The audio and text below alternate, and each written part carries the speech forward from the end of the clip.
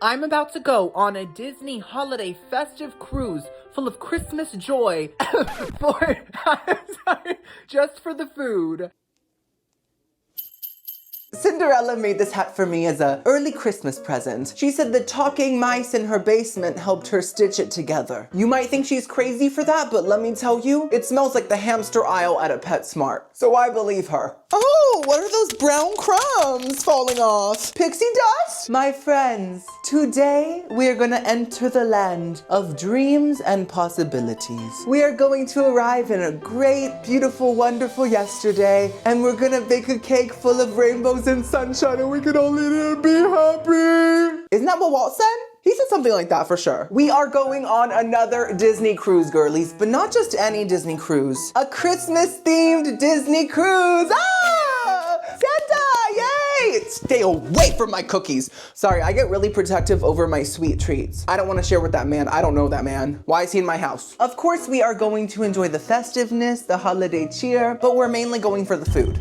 That's what I like to focus on in my life and nothing else. I'm gonna be eating at most of the restaurants on board throughout 4 days on the open 7 seas. And of course, I'm gonna give you my brutally honest opinions on all of it. Plus, of course, we're gonna be touring the whole ship and the room, giving that some honest critiques as well. So it's gonna be such a supercalifragilisticexpialidocious time, you know? I'm really trying to fit every Disney reference I can into every sentence. The commitment.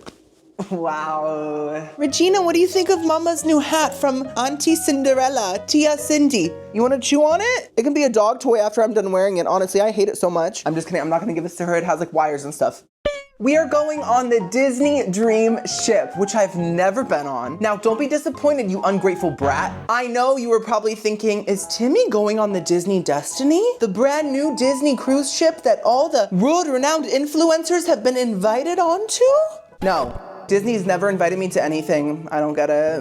I'm the most magic-filled person. That's why my bald head shines so bright. Maybe they don't want me to literally outshine Tinkerbell. That's a possibility. I mean, her light is it's really dimming. Well, you know, I don't believe in fairies, so. Oh, there she goes. There she goes. Right on cue. Wait, I just said I don't believe in myself. That's terrible. Never say that about yourself. The actual voyage is called the Very Merry Time Cruise, which is actually so thoughtful. You know, my mom's name is Mary. I just didn't think Mickey would honor me and my family in such a nice way after I've called him a cheese hoarding rat so many times. He deserved it, but there were a lot of times I said that. But here we are, right? I'm honored, Mickey, thank you. Woo! I feel like a princess.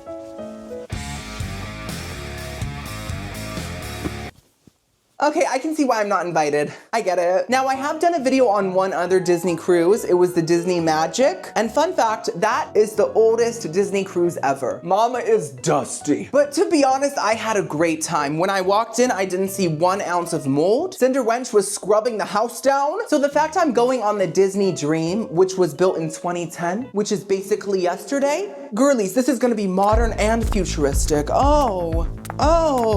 Do I look like Wall-E to you? Do I look like a trash robot? Exactly. Oh, and last thing, I am going to Disney's private island, Castaway Cay, and I've never tried the food there, so I'm super hyped about that. Anyways, I'm about to go to the port, but before we leave, give this video a big thumbs up if you're enjoying it. It's the easiest way to support little old me in my whole dainty career. Also subscribe. I make cruise content, theme park content, hotel, fast food, and it's all based around food. Okay, let's go. Did you think I was gonna wear that on the Disney cruise? Do you not think I have any dignity left? I have some. It's the size of a grain of rice, but it's there. And just like that, thanks to my teleportation powers and my massive head that has a big signal, I have already arrived at the port. And there's the gorgeous ship. We are here, and I just wanna say to the world, Merry Christmas, everyone. Where's the holiday cheer? I thought people would be dancing and singing and having a fudge competition like in The Grinch. I wanted them to all feed me fudge and maybe even a plate. Remember how the Grinch ate a plate? That's my role model. I've been to this port once before, and guys, it's so cute. It's Disney owned, so that means there's Disney decor everywhere. Magic even in the areas where it looks like a prison, you know? But the inside, look, girlies, as you can see, the roof is covered in fake bubbles made out of drywall, and it's pretty much all under the sea themed, even the Christmas tree, which is covered in crustaceans. That's the holiday cheer I wanted. That's what I was expecting from this cruise, and they're already giving it to me. It's already so worth the $2,000, truly. So let me just say, Disney Cruise Line keeps things organized. Security's very fast. The boarding process is very simple. You wait for your boarding number, a lot kind of like a, what do they call that? Metal bird in the sky, an airplane. A lot like that. So I'm just waiting for my number, which is 9. They're on 4 right now, but I wanted to have a little heart-to-heart before we start this voyage.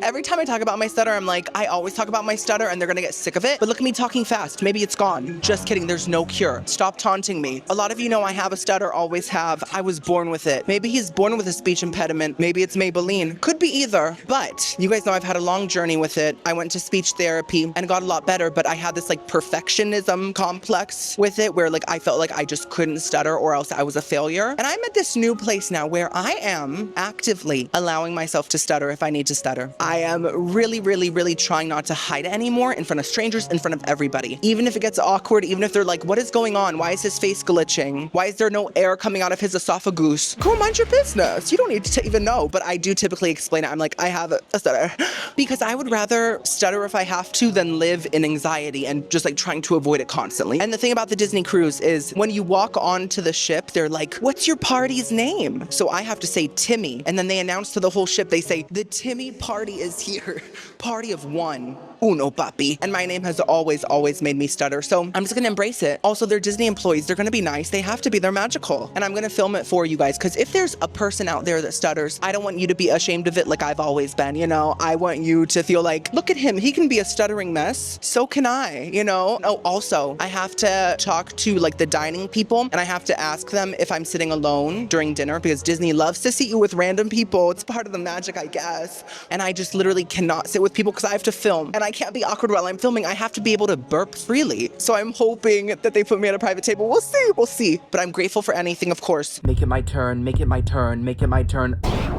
Oh my gosh, it worked. I'm a witch. So I got into line, and as you can see, everyone was moving in slow motion. It was quite bizarre. I've never seen anything like it. So as you can see, the cruise entrance is through Mickey's massive head. I wanted to go through his ear, but they said no, because his eardrum would make too loud of a noise. It would cause too much commotion. I get it. And also, there's an option to take a picture if you'd like before entering the cruise.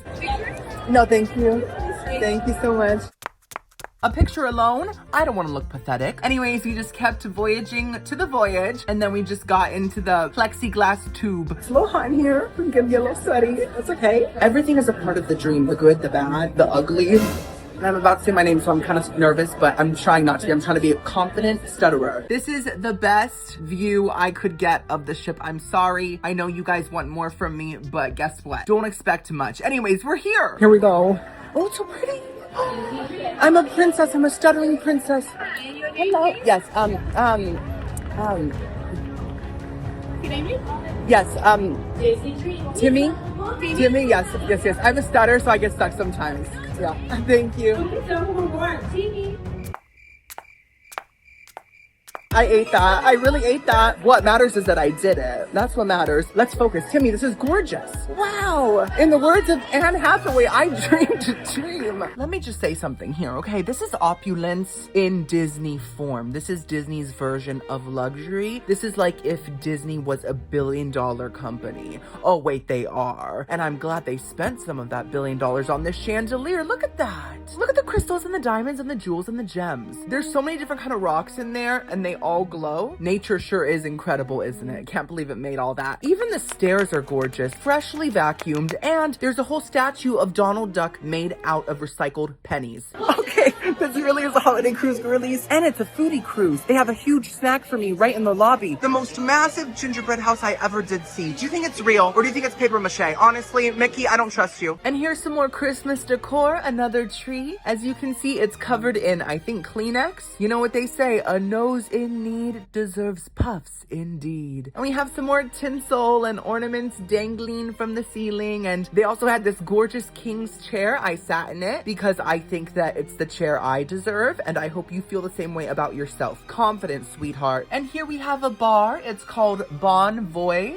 I guess like Marriott, okay? And this is the elevator area. It's super pretty. Everything looks very, very new. So I'm so glad I chose the 2010 cruise. Okay, so we're about to go eat at the buffet because I'm so hungry. Don't worry, we're gonna explore the whole ship throughout the 4 days. But first, I need to find the dining team people to ask about my table to see if I'm alone. Oh, here we are. Hello, how are you? Very good. How are you? I'm good. I am just checking to see if I have a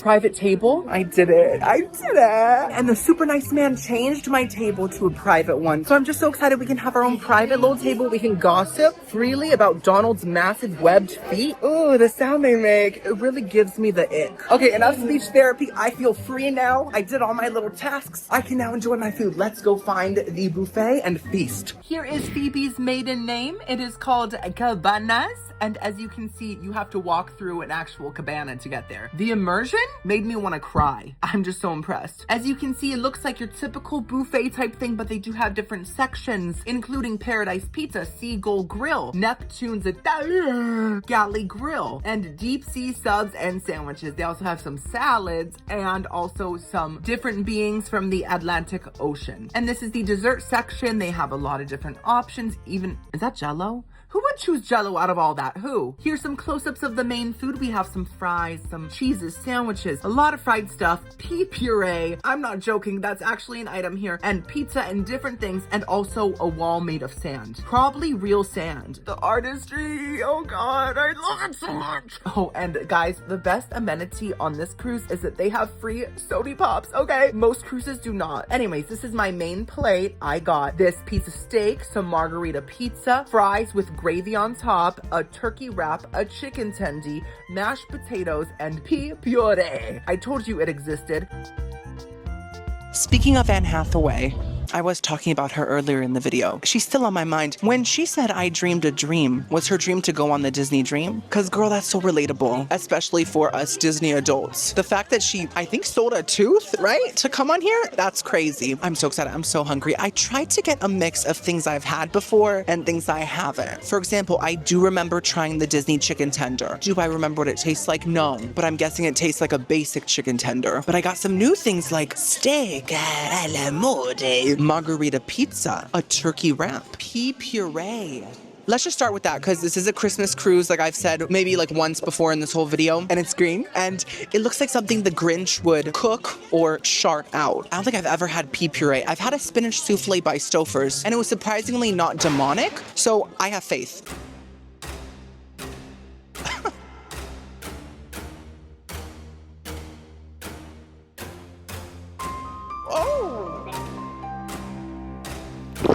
Why did I not expect it to taste like peas? Did I just spit? Sorry, I'm slobbering like Pennywise. I expected it to taste like something different, something special. It literally tastes like peas pureed. And I don't appreciate that. You know, I get that the advertisement was accurate, but my mind had a whole different idea. It's giving Gerber food. And you know, when I was a 1-year-old back in the day, I had big dreams. And my dream was to be the face of Gerber. And it never came true. And I'm actually glad it didn't because I would have had to eat a lot of this for sure. So if you like the taste of peas and you want the smoothie version, you will love this. You'll say, this is my favorite food. You know, I have to be fair. It is what it says it is. So I'm gonna have to give it a 5 out of 10, but I really wanna give it a -0, which is double non-existent. Next up, let's try something safe. The chicken tender, right?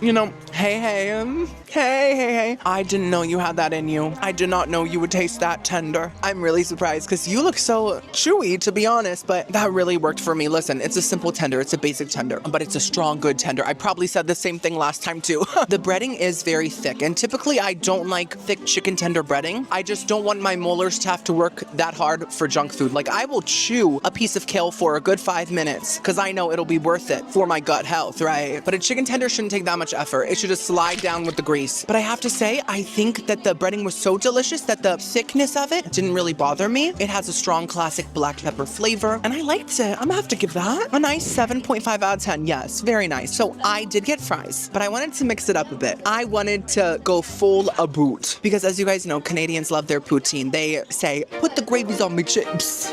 You know, and I really admire that about them. Now, I saw the fries and there was a beef Anjou right next to them. So I was like, this is a poutine moment for me. Let's just put it on the fries and see how they taste. So that's what we're doing.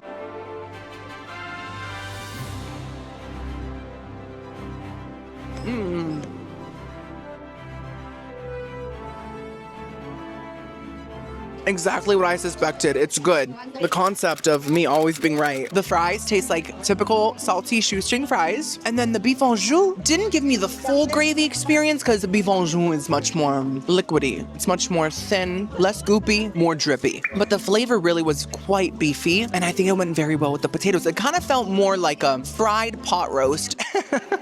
That's my meemaw specialty, her fried pot roast. I'm gonna give that combination a 7 out of 10 too. Very nice. Nothing has slayed me yet, but that might be coming very soon. We'll see. Next up, we got the turkey wrap. So does this not look like chicken salad to you? I asked one of the people, I was like, what is that? And she was like, it's a turkey wrap. And I was like, plot twist, warn me next time. It looks so much like chicken salad. So let's see. Ooh.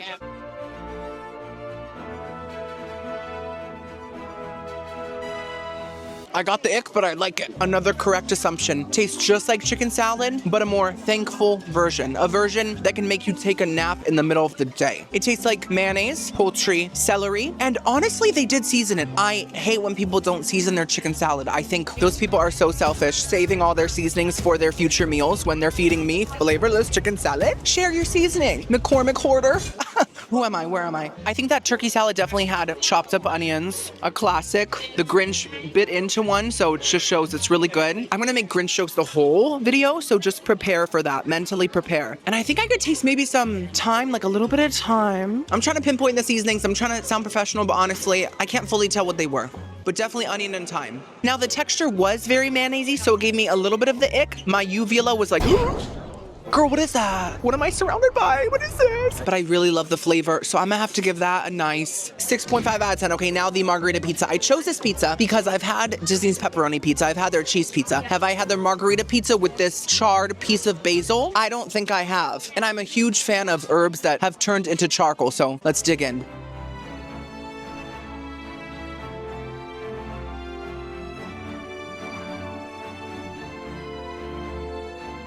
That was not a hair. It was a very, very dainty piece of cheese. It was like, Oh, I'm so tiny. I'm just a delicate piece of queso. that would be me if I was cheese. That's fine. It tastes like cafeteria pizza, and I find that enjoyable. The crust does taste like cardboard, but like good cardboard, you know, like priority shipping with insurance and also signature, like that kind of cardboard. And then the tomato tastes like tomato sauce. There's not much going on with that. The cheese is salty, and the tomato is a little bit juicy, and the basil is fire. That's all. So I'm gonna give it a 5 out of 10. Next up, we got the potato.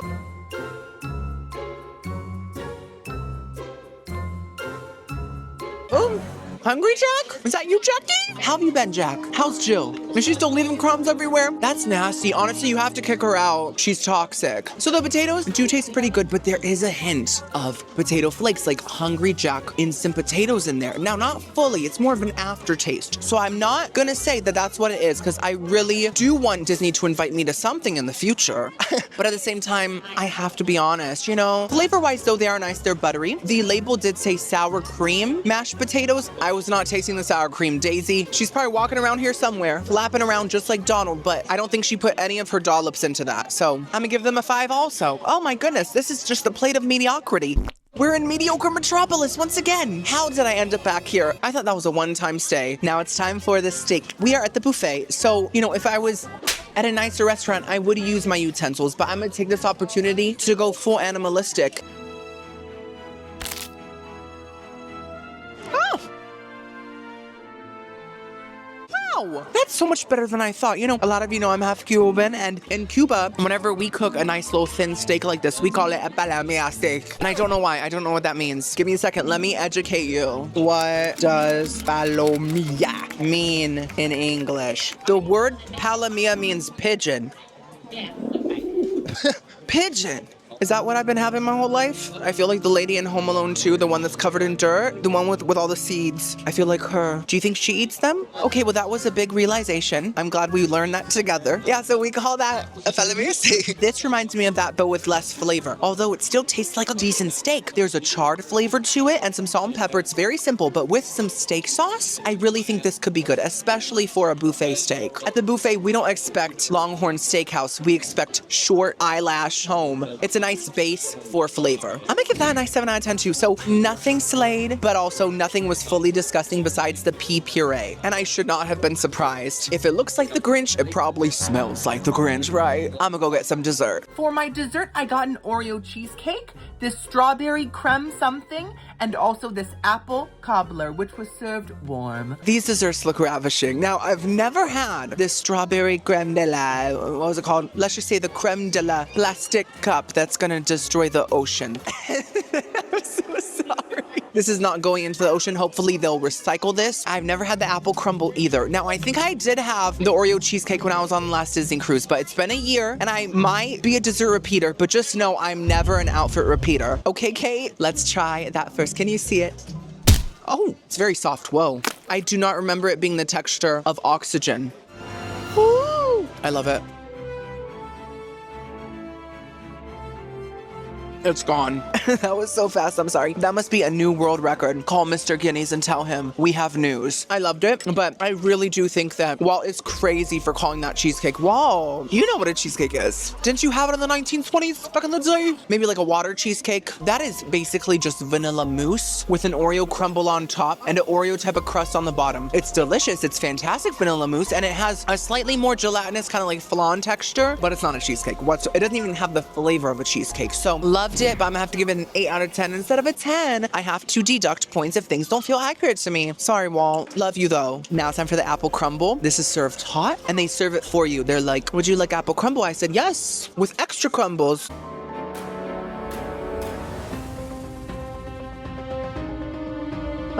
Wow, that's all apple, tiny bit of crumble. I like mostly crumble, or if it's a cobbler, give me more cobbler than the actual fruit itself, because I am already providing that. This tastes like apple pie filling, which is great, but it just tastes like that with oats on top. Am I at Whole Foods or on a Disney cruise? It doesn't smell like fish in here, so it must not be a Whole Foods, you know? It's just not decadent, it's not good enough. Let's try the strawberry de la creme.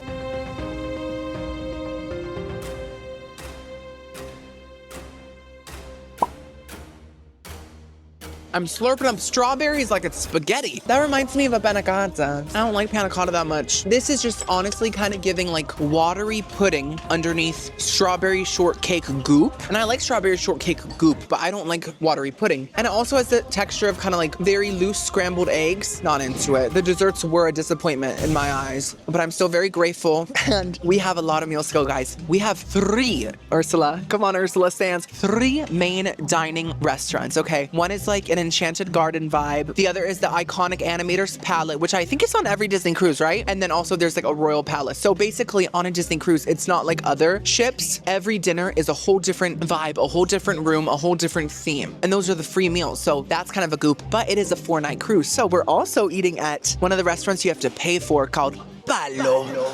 It's actually called that. Sing to me, Palo. Okay, girlies, it's time to do the room tour. My room is 2018. Yes, like the year. And honestly, part of me thinks it might be a time capsule because this is the cruise of the future, but I think because of all the technology, it could take us to the past as well. So when I enter that room, am I gonna be 24 again? Or my follicles gonna be happy and jumping for joy? These are the stairs. I just wanted to show them to you so you could see what I'm stepping on, you know? Okay, so if I'm on the 2nd floor, as you can see, there's one of the restaurants and then a tiny bit of staterooms right here. VIP exclusive. I love that. Okay, I found my stateroom section. 2002, 2000. Guys, I'm going through my whole millennial past. Let me pause. millennial pause. I love doing that. 2018, here we are, oh my gosh. I'm nervous. I've only filmed one Disney room before, so this is a second big moment for me. I love that it's 3D and it's kind of like it's like a wheel. I can steer my door closed.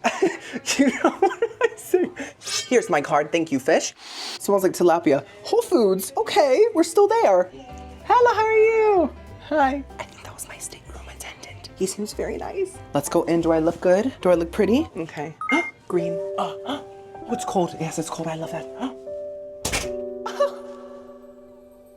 I've seen it before, but I still love it. I really do. I'm just not shocked. Now, I have to say, it's not very themed. I'll show you in a second. I think that the newer Disney cruise ships are more themed with the rooms. I've seen like, you know, like pictures of like Tiana or Rapunzel just like on the headboard. This is a little simple, but this is still fantastic. And in the future, we will go on a newer Disney cruise. They don't have to invite me. I can just make it happen. I will for you. This is what I just walked into. Oh my goodness. Look at this headboard. You know, even if it doesn't have a picture on it, it looks very plush. I could literally like bounce off of it like a trampoline. So it's very practical for that. That's what I want to do. I want to bounce off the walls from here to there. And look at this gorgeous quilt. We have a star. We have the Disney Cruise logo. We have an anchor. We have who is that? I've never seen that person in my life. Oh, he must be irrelevant. And then the pillowcases look simple at first, but then you go to the edges of them and you see a line. And you know, that just kind of adds to the effect of design and architectures as well. There's not much to say about the bed, okay? I could say I'm bouncing off the headboard. I could say that the pillow's built right. I could say that the quilt was made by Susan Sarandon in Stepmom, but at the end of the day, it's a simple bed and I like it a lot. I think it's great. Now I gotta say the TV is quite Small. You girlies know this past year I've been on a lot of other cruises and I think this is one of the teeniest, tiniest TVs. It actually looks kind of like a desktop computer, but if you can't play solitaire on it, why is it even here? You know what I mean? And then we have a mirror so that every morning I can look in it and say, you are strong, you are brave, stutter it up. And also eat and tell everyone exactly what you think. Keep being you and live life to the fullest like you're a stuffed Hot Pocket. And what is this? I have no clue. Wait a second, did I get this last time? Did I? I don't remember, but apparently I'm part of the Castaway Club. I didn't know about that either, but they gave me a free tote bag, guys. I think I do have one of these at home, but I've just not seen it for the past year. And there's also this, I think it's a little gift. I thought I broke it for a second, I'm sorry. Oh my gosh, we have a lanyard. Oh. Ow. Clip that on, and then you could put your little key card in here and be like, beep, ba-da, boop, because Disney wants to make it easy for you to buy everything you see, you know? Very smart. And this is a nice little desk.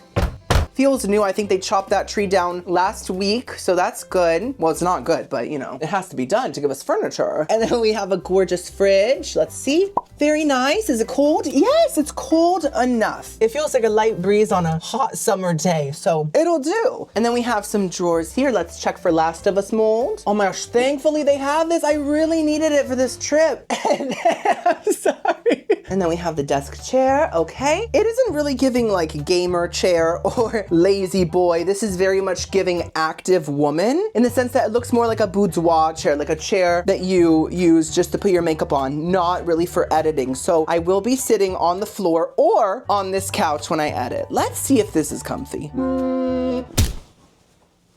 Yes, you know, it looks like it would feel like a felted rock, but to be honest, it has more bounce to it than it seems. There's more springs than meet the eye. Now, does it look a little crusty? A little bit. You see what I mean? I think someone needs to make a call to Stanley so that he can steam this. Stanley Steamer gets your home cleaner. Not sponsored by Stanley, but I have heard he's handsome, so Stanley, contact me. Now, this is my window. As you can see, I did not get the balcony, or as Disney likes to call it, the veranda. I don't know why they call it that. I think Snow White is French or something, but I'm glad I didn't pay extra for it. You know why? Because I never use my veranda. Lumpia? Adobo? I'm fine with a window. I think it's perfect for me, and this window has a huge window seal. Sill. No, window sill that I think could actually hold me. Let's test it. Oh, see, oh my gosh. Wow, this really is futuristic. I'm like walking on the ceiling. I'm just gonna sleep here, I think, too. And look at the stars and the waves and... Oh my gosh, I thought we were moving for a second. I got scared. Why is that scary? We're supposed to move. It's a cruise. We're not anchored here for 4 days. That would not be an adventure. Oh my gosh. Oh my god.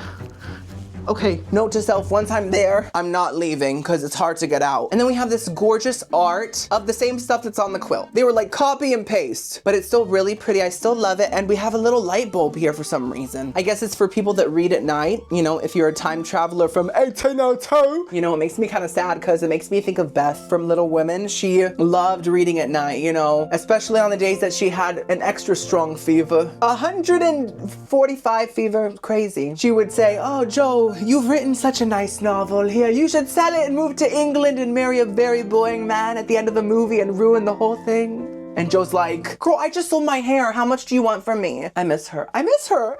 Now it's time for the bathroom. The eau de toilette body spray. Every time I go on a cruise, I say this. I'm very picky about cruise showers. Nothing else really. Everything else is great to me, but the shower has to at least be decent. And I do know this is gonna be decent. You know why? Because Disney cruises always have a bathtub shower situation type deal type moment. And that's a lot better than like the Carnival shower where it's like literally part of the floor and then your whole bathroom just starts to float as you shower. It's crazy. So I'm not nervous about seeing it. I'm just excited to see it. Oh yes, I think that Disney does double bathrooms. So it's like a toilet in one and then the shower in the other so that when you take a big stinky dump, it doesn't interact with the steam and cause the smell to sink into the walls. Very smart to avoid that. Okay, let's open this one. Ah! Ow! Sorry. This is just a simple toilet with a simple sink. It looks great. It's actually quite spacious in here. It looks small, but the fact this is only the toilet means that you can really brace yourself and take up as much space as you need because, girl, when it gets stuck, mama's like holding on to the walls. And then this is the shower. Hello? Oh, it's perfect. It's perfect, guys. We have the little shower head. It is a little short, but luckily, so am I. Hello? Why am I? What is that on the mirror? Am I upside down? Who is she? Is this me in the upside down? Vecna, where are you? Oh, hello. Wait, now it's not upside down. This 2018 technology is really too much. I can't. Whoa. So we have a light, a mirror, a sink, and it's all very simple, but honestly, I'm just so happy with it. I think it's gonna be very comfortable to shower in, and I really think this is gonna be the trip of a lifetime, the trip of my dreams. And I can't wait. So I'm gonna edit for a couple hours and then we're gonna have dinner at the Animator's Palate. That's the only restaurant out of all the restaurants I'm trying that I've been to because like I said, it's on every Disney cruise, but it was so good last time. So I'm ready to try different items and to see the walls come to life. They light up, they change colors, they dance with you, they start twerking. It's a crazy time. I forgot that I had to do the safety drill thing until the person over the speaker said, do it now. So I went to the theater where it took place and they danced and they sang for us. I'm just kidding. They just talked to us, but it was still riveting. And then it was time for the sail away party in the lobby. So I had to go to it. I love a good party.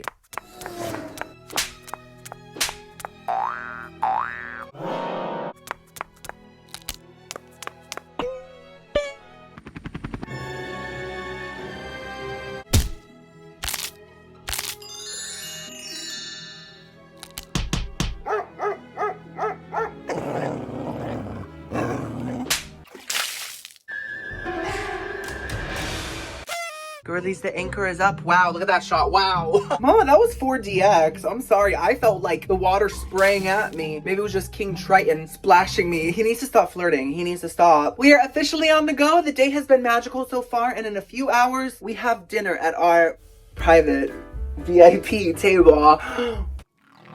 Welcome to the Christmas tree lighting ceremony where we all gather around and watch them plug the tree into an outlet, like a Febreze air freshener. I'm just being sarcastic. It's actually very magical and very festive. And look at Minnie, she's having a grand time. She's like, wow, electricity exists. I'm so happy about this. And her and Goofy were having a little dance off. You want to talk about mama? Oh my gosh, guys, it's happening. It's happening.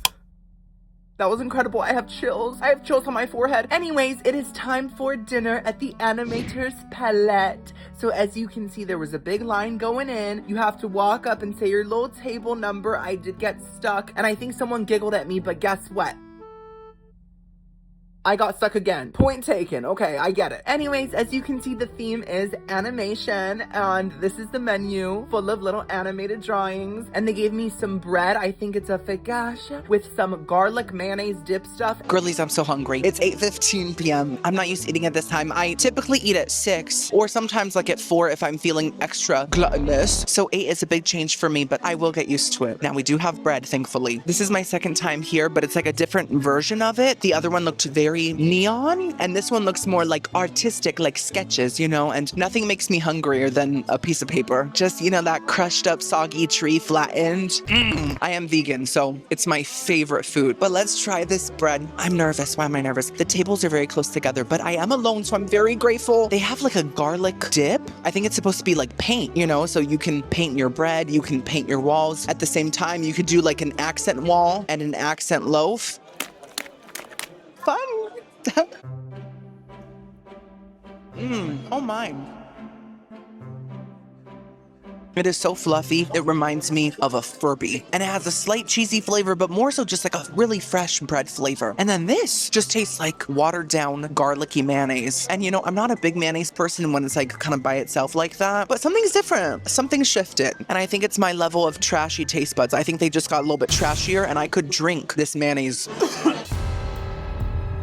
I always hold my breath when there's a cough nearby. Do you do that? I'm gonna have to give that bread a 10 out of 10. It's perfection. Oh, perfect. Thank you so much. Girlies, look at this. This looks so good. It's a piece of Oscar Mayer salami on a plate. These are the appetizers I chose. I got this ham plate charcuterie moment. I forget the name. And I also got this salad that is bright pink, like piglet. This is the fanciest Lunchable I ever did see. It's the sliced Serrano ham with Manchego cheese. I've never had Manchego cheese. I've had Womanchego cheese. This is very modern. Okay, it's 2025. And it also has olive tapenade, I think on the daintiest baguette I've ever seen. Yeah. Now, I'm not a huge olive fan, but I have tried tapenade. I did kind of like it.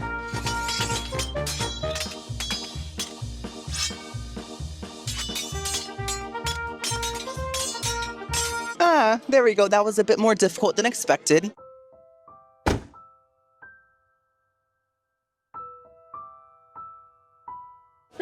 That is potent. That's intense. That's only for the strongest among us. Luckily, I'm one of them. Like I said, I've never liked olives because I just feel like they taste like tires. But like specifically the ones with the Marshmallow Man as the logo taste like those ones. But when they're in a tapenade, kind of like blended up, something changes and they kind of taste sort of like a pepperoni or like a hot sauce pepperoni blend. I know that sounds crazy, but there's something about the tanginess that is very cured meat. Now you might be thinking, Timmy, that tanginess is coming from the cured meat itself. No, it's coming from the tapenade. I've been doing this for a long time. I really don't need to be talked down to, but it's very tangy. And then the ham adds a bit of smokiness that goes so well with it. The little micro baguette is so crunchy. And then the cheese is honestly giving a sharp Parmigiano Reggiano. I think I just sprained my esophagus. I'm gonna have to give that a very strong 8 out of 10. I'm gonna have more right now.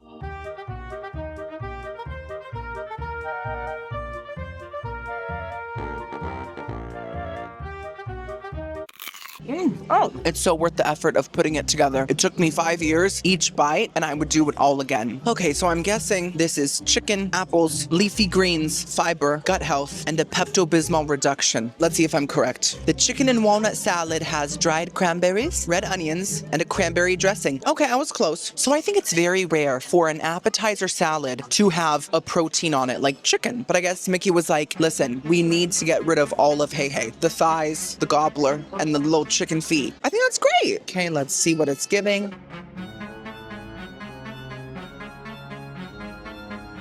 Okay, it's not bad. Okay, it's kind of serving now. Oh my. I'm gonna eat my own words. Hello. That is delicious. When I first bit into it, it was very, very sweet. I was like, this is a sweet dressing. It's apples. Oh, thank you so much. This is a sweet dressing, okay? With apples and cranberries, that's a lot of sweetness. But then as I chewed it and ate it, the chicken came through more. The walnuts, I'm not even that into walnuts. I'm more of a cashew kind of girl. And I feel like walnuts are just kind of like forgotten. I feel like they only come around during Christmas time when they're roasting on an open fire. That's chestnuts. Oh, what's happening? I didn't know that Crush talked during this. Crush didn't talk at the last Animator's palette. I guess turtles are evolving and humans aren't. Will they take over one day? We'll see. What was I talking about? I don't know, but the walnuts were fantastic. They were crunchy, a little bit salty, and they really balanced out all that sweetness. And the chicken did kind of taste like cold rotisserie chicken, but once again, balanced out that sweetness. And the dressing didn't really have a strong cranberry flavor. It just tasted like a really sweet vinaigrette. Overall, though, I do think that it worked. It could have been a tiny bit less sweet, but I enjoyed it. I'm gonna give it an 8 out of 10. This is my entree. I got the breadcrumb crusted pork with the risotto and the asparagus as well. This is themed. This is what I'm talking about. Can you not see that this is supposed to be a splatter of paint? This is supposed to be another splatter of paint. And then the asparagus is the paintbrush. And then the pork chop is, of course, the pork chop. And if I want to, I can paint with that too. I can use it as a brush. I have free will, and I might do that. Oh, sure. Thank you so much.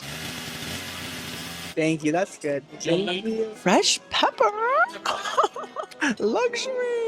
This is the herb-crusted pork chop. It's a pork chop brushed with Dijon mustard. Stop it with the puns. I can't handle it anymore. And crusted with herbed breadcrumbs, served with sun-dried tomato risotto and a Barolo wine sauce. Now I gotta say, the risotto could have been a bigger portion, but that would have ruined the paint aesthetic. So they put aesthetic over portion. It is what it is. It happens, especially at fancy establishments. Let's first try the sun-dried tomato risotto. Okay.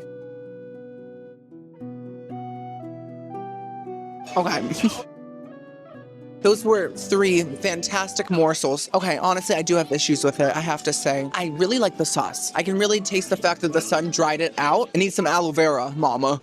But it's very, very creamy. The tiniest bit smoky, just a tiny bit. And it's very tangy. It almost has this like cooking wine flavor to it. And it just tastes luxurious, as it should. But guys, no shade to the chefs. I'm sure they make amazing food. But this risotto, it's undercooked. Now I get it. I've made risotto once, and it's a very tedious process. You have to put the risotto with the liquids, and you have to like stir it constantly, and it's a lot of work. It's a lot of focus. You have to like focus on that one dish, you know? So I totally get it. I don't blame the chefs. I blame Goofy. Did you see the way he was dancing in that performance earlier? He doesn't take anything seriously, and he was probably in the kitchen performing, distracting everybody. Someone needs to train that dog. It was just kind of grainy. Like I could feel like the center of the risotto was still hard, you know? And also I think that the sun-dried tomatoes added a good flavor, but they were also chewy, so the texture was not it whatsoever, but the flavor was great. So I'm still give it a 5.5 out of 10. It was not disastrous. It could have been. Now we have asparagus.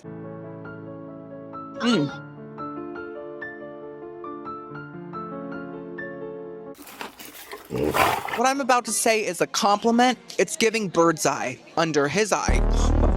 It's giving Aunt Lydia steamed it. And let me tell you, she might be an evil, evil woman, but she makes some mean asparagus. It just tastes like a classic, possibly frozen vegetable that's been cooked well. It's still a little bit crunchy. There's not a lot more going on. It's very simple, but it's good asparagus. Yeah. Is it going to be worth the stench later on? No. Nothing is worth that. I'm going to give it a 7 out of 10. Last but not least, we have the breadcrumby pig.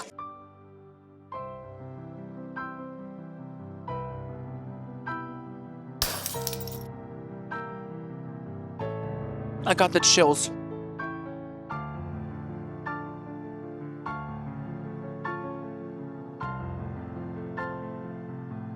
I'm so excited about this. I want to throw these butterballs like confetti. And I just might tomorrow night for sure when I'm more brave. I love it. I love it. Listen, I'm not a huge pork chop person, but I got this because you guys always tell me, Timmy, you order too much chicken. Timmy, you're so basic. What's wrong with you? And to that I say, okay then, I'll get the pork chop and I'll prove you wrong. But I wasn't like excited about it. Girl, this is incredible. Most pork chops I feel are kind of thin and they all have like this really thick fat on the edges. Now this definitely does have some fat, but it's in all the right places. It's like my love handles. It had more so the texture of steak and also the thickness of it as well. And the flavor was unstoppable. Why did I just say that? Unstoppable. That makes no sense. Impossible. I think my brain knows more than I do, but let me decipher it. It's unstoppable because my taste buds tried to be like, whoa, you're just pork. Stop being so flavorful, but it kept being flavorful. Now it makes sense. Exactly. You get it. The breadcrumb herb blend is fantastic. It's a little bit crispy, but it's mostly like cakey and it's very garlicky, salty. You can really taste the mustard, but it doesn't like scream mustard. It just adds this super sharp tanginess that goes so good with the herbs. I think they're probably herbs de Provence, you know? I'm gonna give the pork itself a 9 out of 10. Very strong. And for dessert, I got the fudge cheesecake. I think it could have been a bigger slice. I can sense the greed from the CEOs. This looks so good, but I almost got the deconstructed carrot cake. I really almost did. It was no sugar added. I was like, ooh, a little less sugar for the day. That might be good for me. But I thought to myself, deconstructed? What's it gonna be? A carrot with a little cake next to it? Olaf, your nose. I don't know, so I just chose the chocolate fudge cheesecake. It's just a fudgy base with a cheesecakey topping. Oh.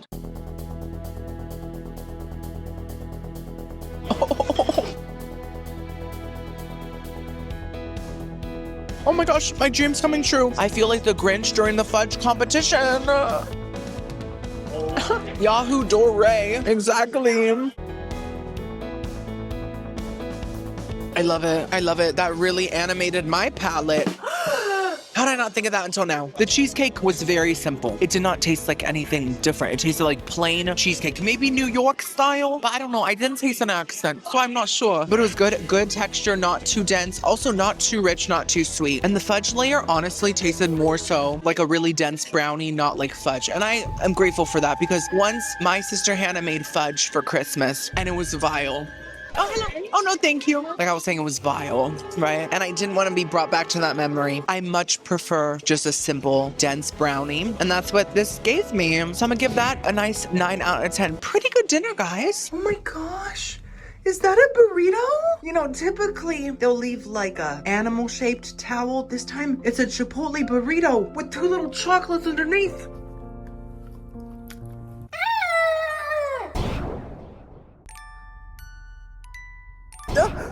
Oh, I'm sorry. I was having a dream. Good morning, girlies. I feel like a terrible mother. I forgot to say goodnight to you last night. I ate my little pieces of chocolate and I also devoured half of that burrito, but I didn't say goodnight. So I'm sorry about that. Mama loves you. And I also look crazy. Those bags under my eyes. Oh my gosh, and look at those desert dune sand lines. That actually looks really embarrassing. Oh my goodness. Don't look at that. Stop it. I guess this is the morning of pointing out my flaws. Thanks for that. I took a shower last night. It was fantastic. No complaints. The soaps smelled divine. I felt like I was walking through a Bed Bath & Beyond, which is also Bath & Body Works. The names are interchangeable. They're the same store. And I slept so good. I forgot how comfy Disney cruise mattresses are. Typically, cruise mattresses are fine, but they're not the best. They're not Tempur-Pedic. They don't rise you like this. And this one doesn't either, but it was so comfy, so cozy, just enough blankets. Like, I slept so good, I did not even wake up once. This is my day 2 OOTD. What do we think, girlies? We got my shirt that's covered in Red Lobster's menu. And then we also have my... I almost gave myself a little slap, but then I remembered this is a Disney cruise. We're not doing that here. And these shorts are, of course, from Amazon. And my socks are also from a 12-pack on Amazon. And oh, my Skechers just appeared on my feet. Wow, maybe I really am Cinderella. I'm Sketcherella. But today, this isn't my only fit, girlies. We are going to have a little outfit change later. It's going to be like the Eras tour, you know, changing outfits every era. But the only era is just baldness. I am going to be wearing pants.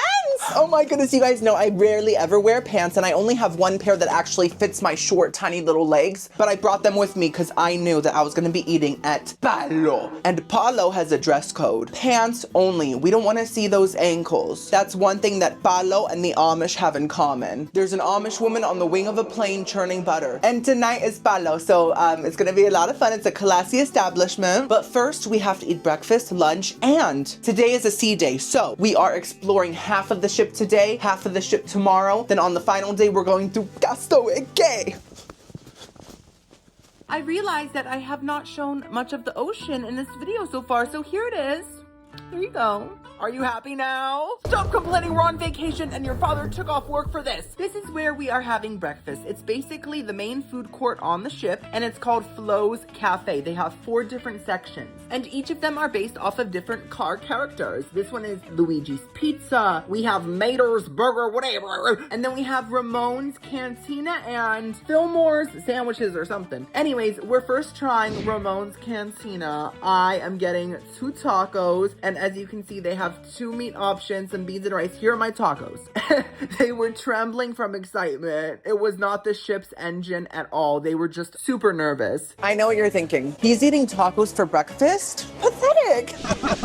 Well, I'm sorry. I don't follow the invisible rules of life as you do. Well, actually, when I'm playing the board game life, I do follow the rules because I'm competitive. I like to win. But in real life, nothing holds me back. So I'm here and I'm excited. You know, I've never seen the movie Cars because I've just never had a desire to. I still don't, but I'm happy to be here. You know, we have a lot of names. We have Ramon, Latina queen like me, Fillmore. He can probably hold a whole lot of gas, as can I. And then we also have Luigi.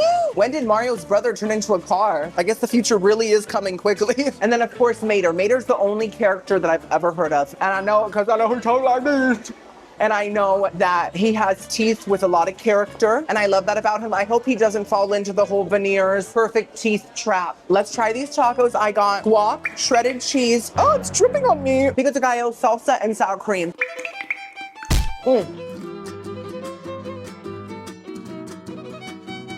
Chicken, by the way.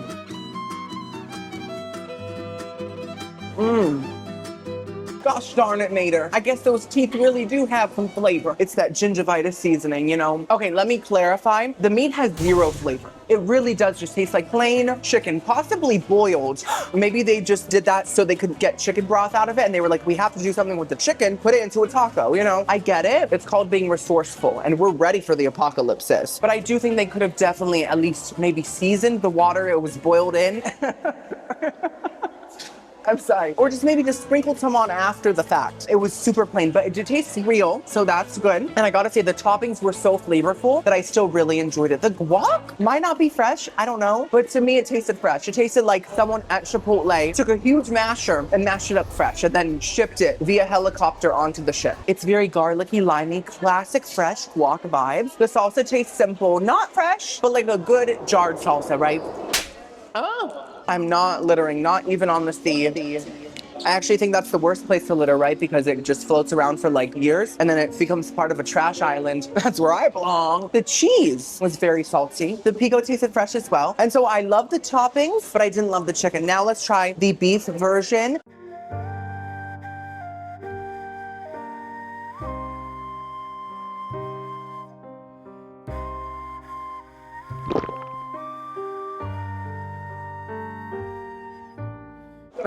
I think the budget went into the boiled chicken. Oh no. That is vile. That was a chunk of tortilla that flew from my molar. You know, boiled chicken can taste good enough. It'll just taste like chicken, you know, but super plain. Boiled steak. I've never had boiled steak, but you know, there's a first time for everything and I'm glad I experienced it. I'm not saying it is boiled, but that's what it tastes like to me. Maybe boiled in a bag. I think they call that sous vide. This not only has invisible flavor, it's also very chewy and feels like low quality, whereas the chicken felt like good quality. So it really tastes like you're chewing nothing. It tastes like you took someone's crock and you chopped up into little pieces and you put it in a taco. I hate it so much. Even the toppings couldn't save it. Just a nasty texture, nasty flavor. And I'm whispering this part because I am a good person. I'm gonna give the tacos overall a 4 out of 10. But hey, it's free once you pay $2,000. For part 2 of my breakfast, we're trying the prosciutto at Luigi's Pizza. I have to say, I'm really so proud of Flo. First of all, the way that she moves in a river is crazy. But also, I love her insurance commercials. I really do. I think she's a talent among us, a 1 in a million, especially with that red lip and that blunt long bob. She has her own aesthetic going. She has her own brand, you know? And I think that it's incredible that she's branching out into movies. She starred in Cars, apparently. I haven't seen it, but I'm assuming she has a big role if there's a whole cafe named after her. Girl, we are so proud of you. Keep flowing in the industry. This prosciutto pizza, what does this thing have? Definitely prosciutto.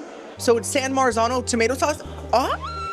Class and elegance. So I guess they divided the budget into the boiled chicken and the tomato sauce. And of course it has prosciutto, mozzarella, parmesan, and balsamic dressed arugula. So it's like a salad on top. I love that. Let's see. Oh my goodness. My prosciutto's about to rewrite the stars. Okay, you know what? It tastes like the cheap pizza from the buffet with classy, elegant toppings. So I really like that. It's the best of both worlds. This is the Hannah Montana of pizza. It could take off the arugula and say, hey, I'm Milo's. My daddy's Billy Ray. So it has the FedEx crust. It has the plain tomato sauce, the salty cheese, but the prosciutto did add a really nice smokiness that kind of elevated it. And the arugula balsamic moment not only added nutrition, but also added richness and also a freshness at the same time. It was kind of sour. Very nice. So I really like that. I'd say I'm gonna give it a 7 out of 10. Even though Luigi turned into a car, he still kept his Italian roots. Okay, girlies, it's time to explore half the ship, and I'm gonna change it up today. Typically, we start from the highest floor or deck, whatever, say la lingo. But today we're starting from the lowest because, you know, I want to feel grounded. I want to feel down to earth. Well, you know, down to the ocean floor. And I'm excited. So far, the ship has looked gorgeous. You guys haven't seen much of it, so prepare yourselves to be gooped. So we're literally gonna start on deck 1. Now, I always feel like sneaky going down to deck 1 every time I'm on a ship, just because I'm like, what's down there? Secrets for sure, but also like there could be treasure. There could be Mickey's wardrobe, maybe even his big fake head. Okay, this is deck 2. I'm scared. Okay, Mickey, you okay down here? Hello? Hello? Okay, it looks normal. There may still be secrets, but I can't see them. I guess that's the whole point, right? As you can see, it's just elevators. And then this says deck 1 midship gangway. Okay, and what is this side? Deck 1 midship gangway. See, they're for sure hiding something because that can't be all that's behind there. You know what I mean? There's I got scared. I thought it was Mickey without his wig. So deck 2 really only has some staterooms, but it does have one restaurant, the Enchanted Garden. No, it's not a secret. It's not the deodorant. It's Enchanted. Actually, deck 2 does have a couple more things. They have a painting of Bambi and Bugs Bunny's son as well. He looks nothing like his father. I think we need to call Maury. And there's the Disney Vacation Club. I don't know what this even is. I always hear about it, but I'm not a part of it. The only club I'm a part of is Sam's. Check my last video. Now, this is deck 3. This is where the main lobby is. So we've seen part of this already, but look, the princesses. Oh my gosh, I did not know they were gonna be here. Okay. Belle is in her unofficial sequel dress. Oh my gosh, that makes me feel better about wearing my Amazon 12-pack of socks. Oh, look at this fish out of water. Hey, tilapia. And oh, who do we have here? Miss I Lost My Shoe. Why is she staring at Donald like that? Is she sorry that she ate duck confit last night? And she's like, wow, this is really awkward. I'm next to a duck right now and I feel like a hypocrite. Anyways, this is guest services. Regina, please. And this is one of the main restaurants that's in the main lobby. It's called the Royal Palace. We're eating here on the final day, so stay tuned for that, sis. And this is the little shopping area where you can spend all your coins. This is called White Caps, and it is like a jewelry / clothing store where you can get more higher end items. Also, there's a whole flat out jewelry store. I didn't see the name because it was connected to the other store, but it's very nice, and they have this beautiful smiling princess. Is that Belle? And listen, a lot of ladies like their diamonds and their jewels. I personally was just craving the fake food that was on display. That's all I wanted. And this is another store called Sea Treasures. It's more like typical merch, like merch I would buy, you know, and they have a lot of t-shirts, a lot of cute things, bags, and this is Mickey's main sale. They have clothing as well, but they also have like toys and plushes and things like that. Oh my gosh, a Disney prince. And this is the main theater where they put on all like the Broadway style shows. They also have this gorgeous picture of Cinderella right before her stepsisters literally attack her. They're like, oh, that's your mother's dress? Oh, you're from Milwaukee? I'm sorry. And this is the Animator's Palate where we ate last night. It is on deck 3, so there's that. Now, deck 4 has this very kind of like loungy club type of vibe called the District. And they have all these little things like this place where a beverage seminar is in progress. How does a beverage give a seminar? Do they just put it up to the mic and listen to the bubbling noises? Like, they're like, wow, that carbonation has so much wisdom. And this is a wine and champagne bar called Pink. It looked high-end, so I thought the doors would open up automatically. They did not. They said, you shall not pass. You don't have have the class. Okay, Gandalf. I have no clue what this room is, but it seemed like it had some sort of a buffet in the past. I don't know if it was that morning or a year before, who knows, but there was a buffet here at some point throughout history. I could sense it. And this is another entrance to the champagne pink bar. As you can see, you enter a literal massive bubble. I think that is so exciting. Glinda said, girl, stay away from my brand. And this is a really pretty hallway. As you can see, it is leading to the Buena Vista Theater. This is not the Broadway theater. This is like the movie theater. But for some reason, instead, they are just promoting watches. But Mom, I thought we were gonna watch Zootopia too. Quiet, sweetheart. I wanna buy a watch. And this is the Vista Cafe. I'm assuming they serve coffee and cafe con leche. And look at this gorgeous art. I think it's like a mosquito wearing a big skirt. That's so beautiful. Now this is deck 5. As you can see, they have the Bippity Boppity Boutique, or as the Brits like to call it, and that's basically where you can get a princess makeover. It seems like a lot of fun. I wonder if they can put my hair into like a little bun. I think it's long enough now. And that is the end of the first half of the tour, girlies. So now it's time for lunch. We are eating at the Latino station. The sign made me laugh because I just felt so seen, you know? We are eating at Cabana's, the buffet, to see what today's menu is giving. And I got a lot of stuff. I got the meatloaf, a jerk pork steak, some rice and beans, a polenta cake, this stuffed nuts and fruit chicken, and some mac and cheese as well. Choo choo. We're gonna make a stop at the Latino station. Girlies, I have to be so honest right now. I'm struggling. I'm actually really struggling today. I wasn't gonna tell you because I don't want to talk about all my issues during this whole cruise. And yesterday I talked so much about my stutter, literally the whole day.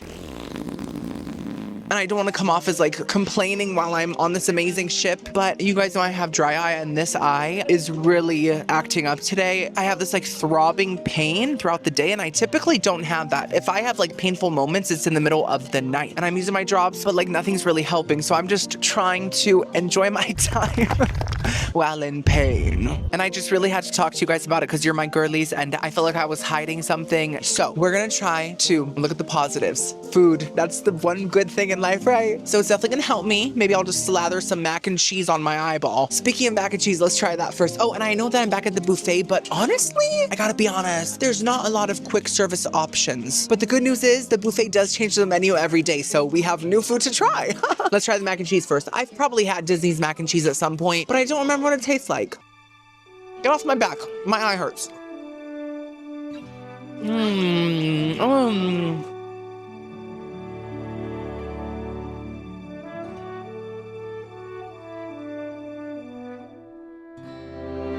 I feel so much better.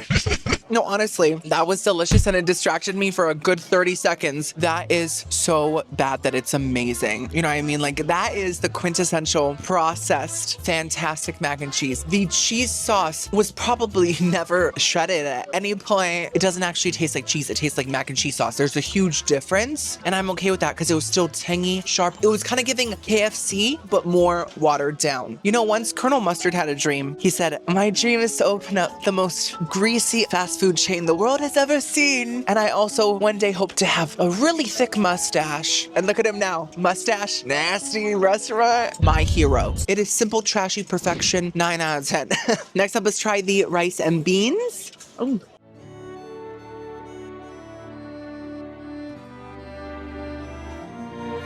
Genuinely, the food is making me forget. It's like the pain goes away for a second. What if my eye is a gazebo? What if it doesn't actually hurt? That's pretty good. Now, you know what's interesting? That rice makes me want to say za-ba-da-ba-da-ba-da-boo. Ba-da-ba-da-ba-da-ba-da-boo-boo. La-ba-ba-ba-boo. La-boo-boo. La Baba. Sarah Paulson. La Baba. It is giving Zadaran's fresher cousin, Zada walk. He walked so Zada could ran. It's very garlicky. It's not the best rice and beans I've ever had, but it does taste fresh. Very nice. 7.5 out of 10. Okay, now we have the jerk chicken pork chop. This is like totally dull. What is the purpose then? Oh. The whole table was shaking.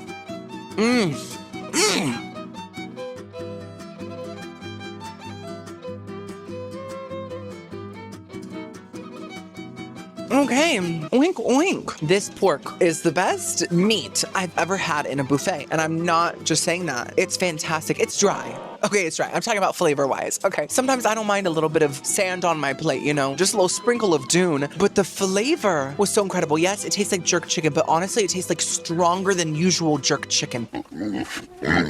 So much cinnamon flavor, a lot of sweetness, a lot of smokiness, and it tasted marinated, like in a limey brine, maybe. You know how like Chick-fil-A marinates their chicken in pickle juice? Right, just like that. It was just fantastic. That's a 10 out of 10 for me, even with the dryness. That's how good the flavor was. So next up we have this chicken with apples, ham, and nuts. Now, typically a dish like this will have a name, right? Like chicken cordon, or you know, there's marry me chicken. I do. But this doesn't have a name. It's just chicken stuffed with nuts and cheese and nature itself. Plus, I think that there's bacon wrapped around it, but the label didn't talk about that. So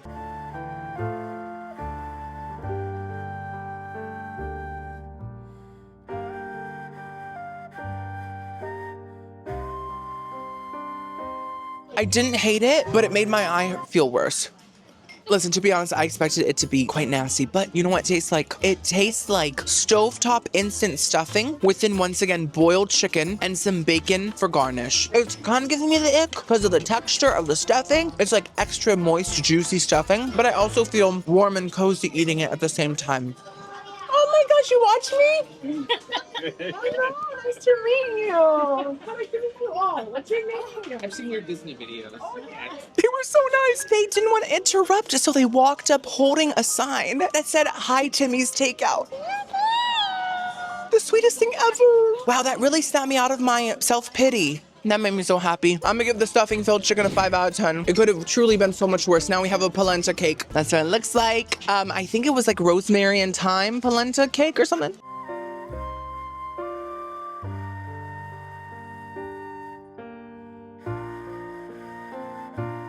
I'm realizing something. I think I have a new arch nemesis. You know, polenta's not that good.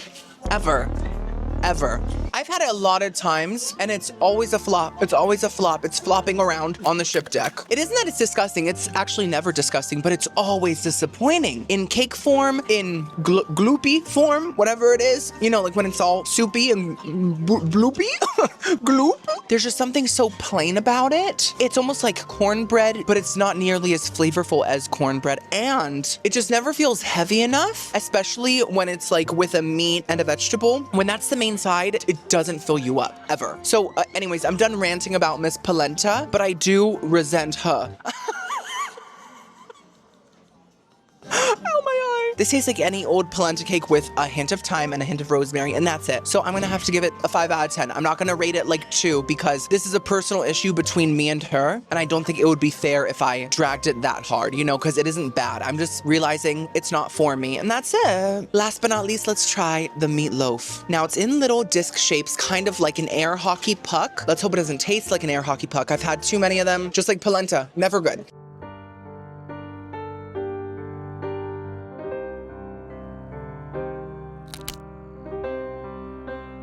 I'm done with you. Get out of my face.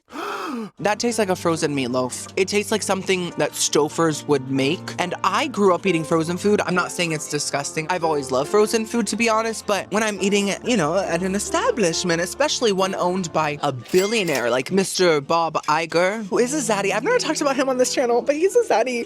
I just expect better than frozen food vibes. It does have a nice pepper flavor to it, like a red pepper, but the meat itself doesn't taste fresh in the slightest. It's rubbery. I'm gonna have to give that a 3 out of 10. I'm sorry, Bobby. But hey, when I started filming this meal, I was actually feeling very down, and now I'm feeling so much happier. So I have to say, I think this meal was a success, and also those wonderful people lifted me up like the superstar I am. Okay, girlies, this is my Palo OOTD, well, no, outfit of the evening. OOTE. That took me too long to figure out. Oh my God. I was homeschooled. It's okay. I accept me. What was I saying? I feel pretty cute in these. I don't know. Okay, so the shirt isn't meant to be like a tucked in shirt, but I didn't want to bring a whole other shirt too. So I'm just tucking this one in. I don't know. I think I look kind of good. I kind of feel like a nerdy person from like a 90s movie that takes off their glasses and suddenly they're so hot. Watch out, Palo. I might be the next superstar Italian singer. And yes, I'm in my Skechers, but they didn't say anything about not wearing Skechers. They said no open-toed shoes, and I get that. They don't want to see my ingrown toenail just hanging out. No one wants to see that. I don't even want to see that. I don't look down when I take my shoes off. I'm like, Life is good. Also, my eye is feeling a little bit better, so I feel like me again. Let's hope it stays this way. Anyways, let's go have dinner. Oh, je m'appelle Dupadu, Abadabu. I sound like a sim, and I don't even play that demonic game. I was trying to speak Italian, because girlies, we're at Palo. Okay, so this is the waiting area. They were like, sit down, order a drink, relax. And I did not relax or order a drink. I was anxious and excited to feast. That's all I could focus on. But I also did notice these gorgeous decorations. Look at that brawny paper towel displayed in a glass case. I love it. Oh, and there's me trying to fit in. Is it working? Do you think it's working? And this is the main dining room. As you can see, they have paintings of Italy, probably from Italy as well. Painted by Leonardo da Venice. It's Leonardo da Vinci's brother. He's not as famous, but he's also very talented. And this is the menu. As you can see, they do have an option that's just $55 and you get to pick from a small selection of things, or you can get them a la carte. And that means basically you can pick one thing at a time. But surprise, they started me off for free with this little gnocchi in a beautiful piece of pottery. Enchanted. Girlies, enchanted. This place is magical. I've never been in a Disney restaurant like this nice, honestly. I'm kind of shaking right now. And let me just say, my waiter's the nicest person I think I've ever met in my whole life. He's just so warm, and he walked me through the whole menu, really helped me choose. I chose some good stuff, you'll see. Also, he told me some fun facts about this place. He told me that these chairs used to actually be in gondolas. In a gondola. I've never been in a gondola, but now I have. Whoa, I can still feel it floating. That's crazy. It feels so... Oh, perfect. Bread? Oh, yes, of course. You can come and go anytime. You can say anything. Don't worry about it. Thank you very much. Dang it, that looks amazing. I have to try this gnocchi. So this is compliments of the chef. It's probably because I'm a YouTuber, but no, it's not because of that. Everyone else got the little gnocchi. It's a free palate cleanser, he said. And I've never had my palate cleansed by a blob of gnocchi, but it's gonna happen. Have you ever cleansed your palate with a gnocchi? Was it doughy? Right. Also, it's in a mushroom sauce, so let's try it. Oh my god.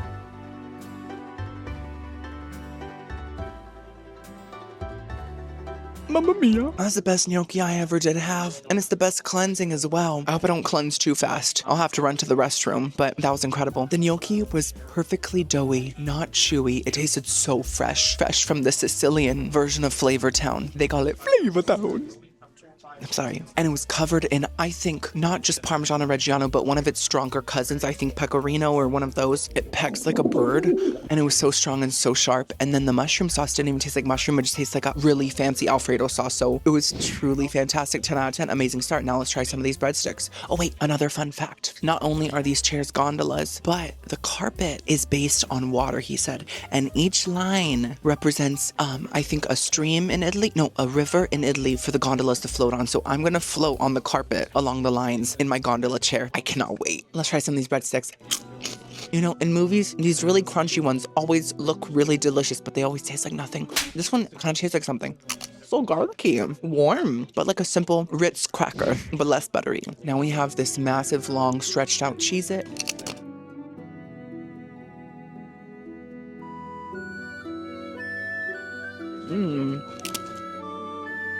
Fabulous. A simple, thin piece of overcooked cheese. Can't complain about that. I liked it. And now this is pizza bread, he said. It looks like pizza, but it has oil and, I think, basil.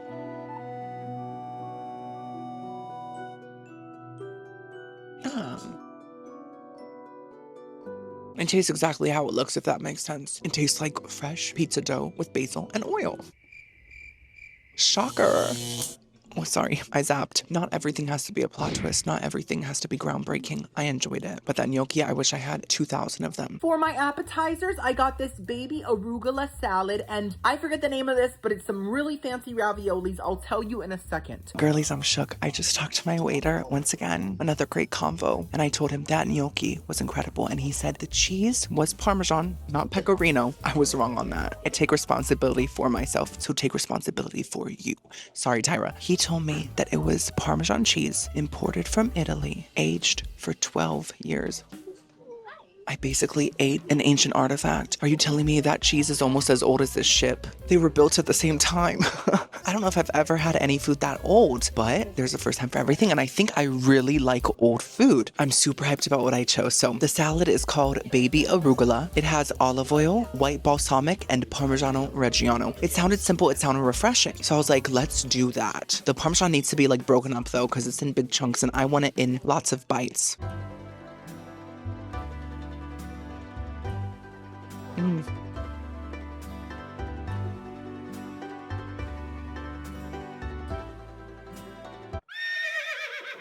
Simple, class, elegance, perfection. I think people walking by just heard me say that, but I'm glad they heard the truth. It's so good. The arugula tastes extra bitter in a good way. It tastes like really strong arugula. It's very crunchy, very fresh, very leafy, good for digestion. And the white balsamic with the olive oil is fantastic. A lot of the times balsamic dressings smell like the biggest, stinkiest foot you've ever encountered, like Bigfoot if he had athlete's foot. I just said foot like 10 times in a sentence. Mr. Guineas, clock that one too. But not this one. This had more of a lemony burst to it, but it's still very, very rich, and the olive oil added like this depth and this earthiness. And then the cheese, I don't know if this is the cheese that's ancient or if it's different, but it's very strong as well, and it's very sharp, and it has sort of like slight nutty flavor to it. Or maybe the arugula mixed with the cheese creates a massive like almond vibe, but it really served me nuttiness. Thank you so much. Oh my gosh, this is so good. It's so fresh tasting. It all comes together, creates perfection. I love it. 10 out of 10. Oh my god, I'm having the time of my life. Now this is called agnolotti. It sounds like a top model contestant's name. I love it. It has butternut squash, buffalo mozzarella, amaretti, which is a cookie. He told me there's cookies on this. I was like, that's different. I gotta try that. Sage, brown butter, and basil. That sounds so unique. It could be amazing or it could be vile, you know? So let's try it out.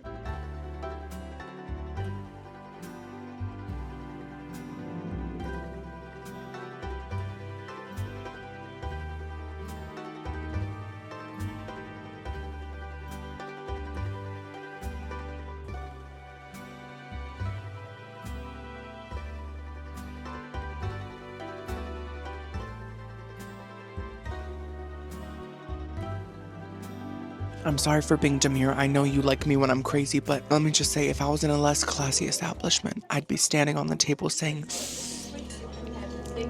I love this. What was it called? Rigatoni? That was incredible. When I tell you that's the sweetest, most dessert-like pasta I've ever had, I'm not lying. And that might sound disgusting too, but to be honest, it's an experience. I feel like my third taste bud just opened. First of all, the pasta itself tastes fresh. The filling tastes like pumpkin pie mixed with Alfredo sauce, and that sounds crazy, but also festive. When I tell you it works, it works. It also has the texture of pumpkin pie. And then the brown butter on the outside is like caramelized. So it's almost like a caramel pumpkin noodle. I know you're salivating. Same girl. But overall, it didn't fully feel like dessert. Like it still had a bit of saltiness to it that just added this whole unique level to it. And also the cookies, like the crumbs, added a crunch. Incredible in every way. That was incredible. That was a 10 out of 10. I loved it so much. Sorry about that. No need to be. I will take care of everything. Thank are you. On vacation. Thank you so much. For my entree, I got the pork osso buco, which came with risotto and a glob of bone marrow. I got the pork osso buco, and I'm really excited about it. It has a bone. Now, he did bring me a tiny spoon and he said, this is for the bone marrow. And I said, oh, we're not eating that. I'm sorry, I had bone marrow once. I will never do it again as a food critic. I will never do it again. I don't care if it's unprofessional. I really don't. It's a life choice I made. It says Barolo wine, slow roasted center, cut, veal, shank. Let's just pretend I know what that means. Gremolata and Milanese risotto. Quickly, while the bone marrow cools, I just need to say that I'm upset. I saw a man in shorts. He looked great. I'm happy for him. I wish I had those calves, but I wish I could wear my shorts. It's okay though, I'm having a great time. And honestly, it's kind of fun to dress up, get in my glitz and glam, you know? So from TJ Maxx, by the way. Let's first try this risotto.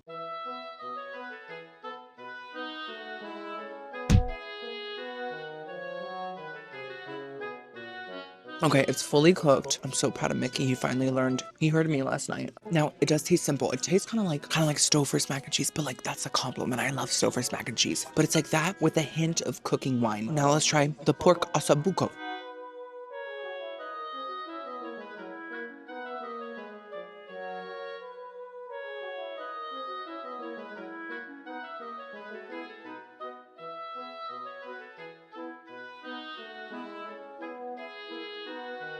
Wait, I have a theory. I think that ossobuco means short rib in English, but like the swine variant. What does ossobuco mean? Ossobuco is Italian for bone with a hole.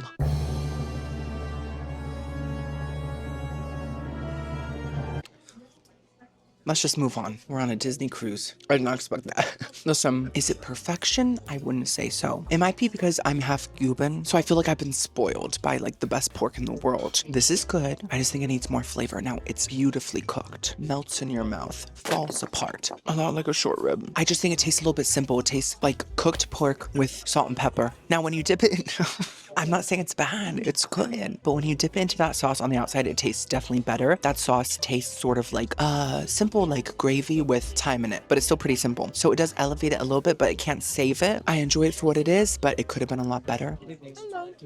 Oh, no, thank you. But thank you so much. No, thank you, but thank you so much. Let's just say the same thing twice, why not? Maybe if I rubbed the bone marrow all over it, it would have tasted really good. Who knows? But I'm not willing to do that. I'm gonna have to give it a 5.5 out of 10, but everything else has been incredible, so I'm still really happy with my Palo experience. For my dessert, I got the chocolate souffle, and as you can see, it came with the tiniest scoop of ice cream ever. They used a grapefruit spoon to scoop it out. And, sorry, I'm bitter. And also some different sauces to put into the souffle itself. Girlies, this is gonna be a special moment. It's gonna be a special dessert. I know that because when I got here and I was ordering the like appetizer, he was like, if you want a souffle, you should order it soon because it does take preparation, all that stuff. So I did.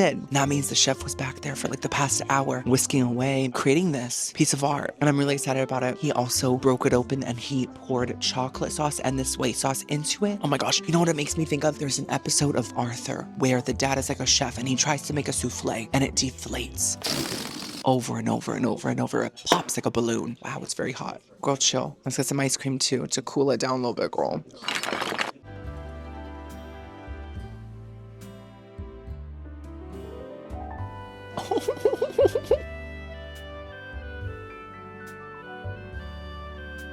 Oh my word.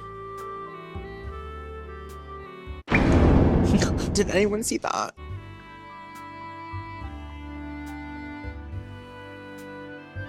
It's gone, it's done. All that work that the chef put in just for me to act like an animal. I feel kind of bad about it, but it was so good. It kind of feels good to be bad, you know? A rebel on the Disney cruise, you know what? I'm just gonna scream out Universal right now.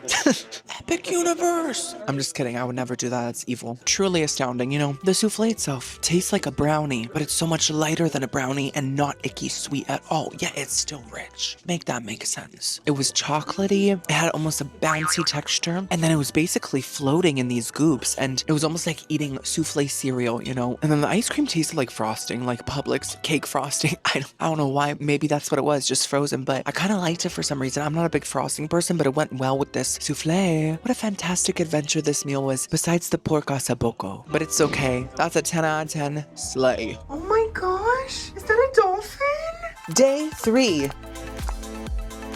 Whoa.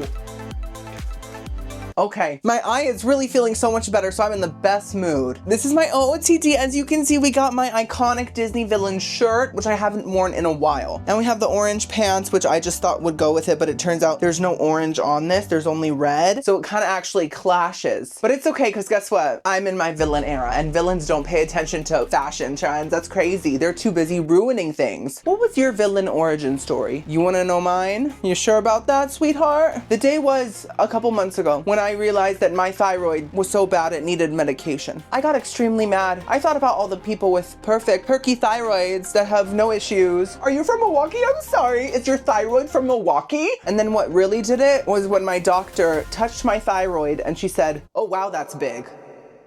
Big? That was it. Villain forever. So watch out. You're having a good day. I'm about to rain on your parade, Barbara. Today we are in the Bahamas. Woo! And I'm not getting off the ship. I'm sorry, I've been to this port many times and I'm too scared to explore outside of the port. So I'm like, I might as well stay on the ship and explore the second half of it. That's what we're doing today. And then tomorrow's Castaway Cay. Okay, that's our one little adventure, okay? Okay. Now, speaking of food, we are going to have breakfast at the buffet because I haven't tried the breakfast menu since my last Disney cruise. I'm super hyped about it. And then lunch, we're eating at Flo's Burger, whatever place, one of the cars, Mitsubishi, whichever one of the cars has the burgers. And then dinner, we're eating at the Enchanted Garden. So I cannot wait. I think characters might come to the table there. I'm not totally sure. Let's hope not. It's been a while since I met characters. I feel like I'm very rusty. I'm gonna be a mess. I don't wanna deal with it. I'm gonna say, get away from my table. I'm a villain, stay away. Here's a view of the Bahamas. As you can see, it's really pretty. And also a view of this Carnival ship. Carnival, I miss you. How's Pennywise? Is he still dancing on the ship deck? You float too. I crave you. Oh my God. I sounded just like him. Big foreheads have to stick together, girl. Anyways, we're having breakfast at the buffet to see what it's giving. They have a lot of classic breakfast options, as you can see. This is what I got. I got some turkey bacon. I got a hash brown with cheese sauce. I also got some scrambled eggs, some chocolate chip pancakes, and some cinnamon French toast. Girlies, I'm so embarrassed. I thought I saw my waiter from Palo working here. And I literally was like, hi, how are you? And then I realized it wasn't him. And he was super nice and said hi and good and everything, but I don't think it was him. It wasn't him. This is what happens when a homeschooler tries to be social. Disaster.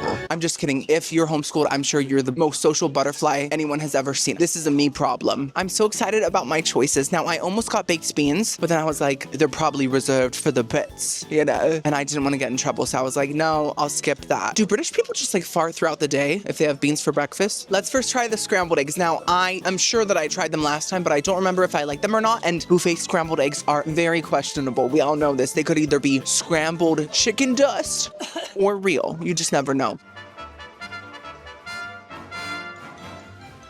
They need salt, but oh wow.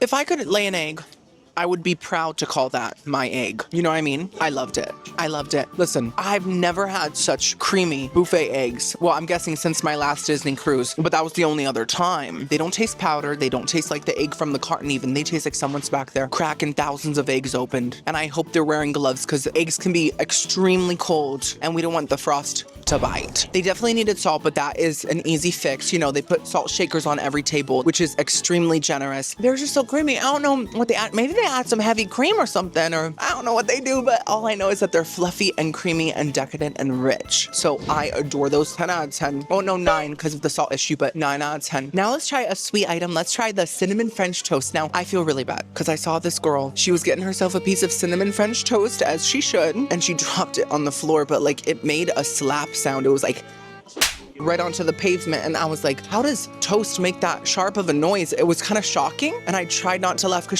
she looked upset, but my toast didn't fall. Sorry. Oh, it's very fluffy feeling, and I think it's maybe a brioche. So let's just dip it into my little syrup right here.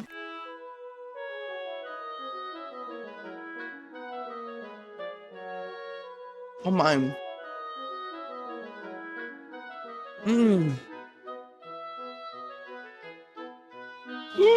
Oh my gosh, Mickey's gonna get an even bigger head. I don't want to give him this praise. I don't. As a villain, I'm gonna say it's terrible, disgusting, and vile. No, it's incredible. It's the best buffet French toast I've ever had by far. In fact, it's one of the best sit-down restaurant French toast I've had, which is crazy to say. Not the best, but one of them. The outside is crispy. The inside is fluffy yet creamy. There's no egginess, there's no sogginess, but it somehow like melts in your mouth. It's elegant. And it has that perfect fresh French toast flavor, and then the cinnamon sugar elevates it. Truly, it adds a bit of a granulated crunch, and also it makes it taste kind of like cinnamon toast. If you don't know what cinnamon toast is, your privilege is showing, girl. I grew up eating it. It's basically toast, and then you put butter and sugar and cinnamon, and it somehow becomes something delicious. I swear. Try it. Don't be above things. Come back down to earth, but use a parachute for safety. It was just incredible. 10 out of 10. What is going on, Mickey? Next up, we have this hash brown, and I've tried hash browns 2 trillion times in my lifetime, so I was like, let me change it up. I saw this grilled cheese next to it, and I love grilled because of the Starbucks egg bites. They're my favorite. So let's try it with this cheese sauce.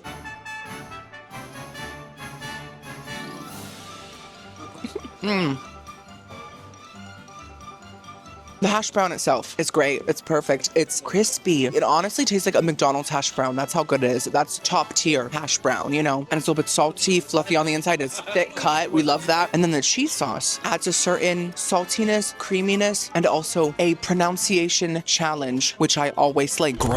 Exactly. It reminds me of like a cheese fondue sauce. It's very thin, but it's still rich. Loved it. Another 10 out of 10.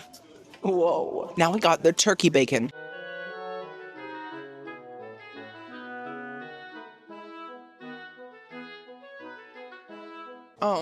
That tastes more like ham than ham does. That tastes like Oscar Mayer lunch meat. If I was served that with tomatoes and lettuce on bread, I wouldn't say, oh, thank you for this BLT. I would say, oh, it's a ham sandwich. Oh, that's literally what it tastes like. It doesn't taste like bacon whatsoever. And I know it's turkey, but at least tastes like turkey or something. I don't care if it gobbles at me over and over. I don't like it. And that was not worth the possible gout. Okay, so I'm gonna give that a 2 out of 10. Last but not least, we have the chocolate chip pancakes. These look so good. I don't know why, but a little dusting of powdered sugar goes a long way. It makes it look so much more high end. Like they really put effort into it, so I'm grateful. Okay.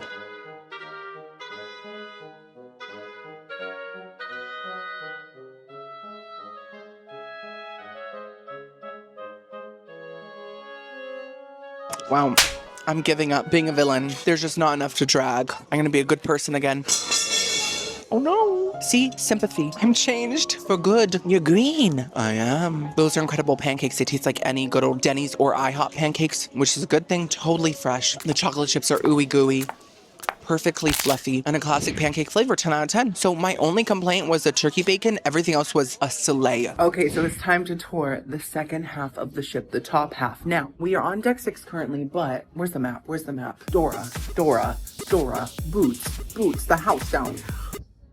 I'm so sorry. 6 to 9 are just staterooms, but 9 does also have concierge staterooms. Now, sadly, we're not part of the concierge. That's like the high-end people, and I don't think they're gonna give us a tour of it, so I'm just gonna skip that. I mean, I could be like, hello, can I tour your room? And they're gonna say, no, get out of here with those orange shorts. You look crazy. That's what they're gonna say. Why am I going downstairs? I have to go up. What am I doing? And maybe one day we'll do a concierge cruise. Who knows? But I just do know it's very, very pricey, so we'll see. And so we're just gonna go up to deck 11, and then we're just gonna explore up to 13, which is typically an unlucky number, but Taylor Swift said it was iconic. So you know what? Let me just go shatter a mirror right now. Exactly, Taylor. So this is deck 11, and they have this little store called Who's It's and What's It's. When Ariel sang about having a lot of Who's It's and What's It's, I did not know that she was a store owner and had multiple locations. I'm so proud of her. And this deck does have Flo's Cafe. We've seen it, we've eaten it, we've driven it, and we're gonna eat here again in a second, so stay tuned. And this is the main pool area. As you can see, they have a slide, actually multiple slides, but one big Mamacita slide. And of course, it's kind of hard to film the pool areas because I always want to be a respectful girly. So I'm sorry if I didn't go into that much depth of the pool decks, okay? Google it if you want to see more. What else can I say? Of course, deck 11 has cabanas and Vanellope's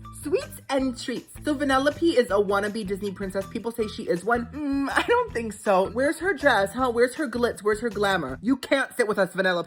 I'm sorry. Anyways, this place was closed, so I had to film it from outside, but I still got some pretty good views of the sweets and treats. Speaking of sweets, there is a Froyo station, of course. And this is the grown-ups only area. So basically, they have a Cove Cafe. It was also closed. I tried to film it inside.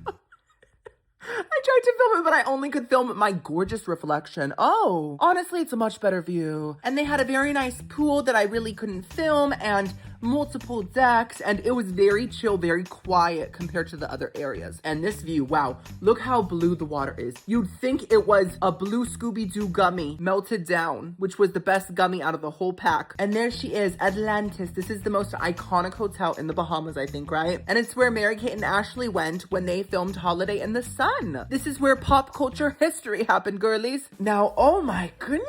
Bella. This is the concierge area, basically the suites. Girlies, Am I allowed to be in here? I'm not sure. But the walls are like cherry oak, but like waxed. So they're all shiny. Oh my goodness. I can already feel the luxury. And this is the main spa on the cruise. It's called Senses. And as you can see, they have moss growing on the walls. What is this, The Last of Us? Also, they have a gorgeous salon. I thought about getting my bald head shined, but then I was like, I don't have time today. And oh my goodness, as you can see, there is a Dream Tower suite inside one of the big red blobs on top of the ship deck. Oh, what a dream. Literally. That was exhilarating. Now, all of the rest of the tour is just like random chunks of ship decks. And so we're just gonna explore those and then we'll be done. Guys, this was a quick half. I think that the bottom half of the ship has a lot more, but the top half, of course, has the sun. And don't we all need that? Literally, we need the vitamin. This is Frozone's Drinks, where you can get some smoothies and some fun beverages.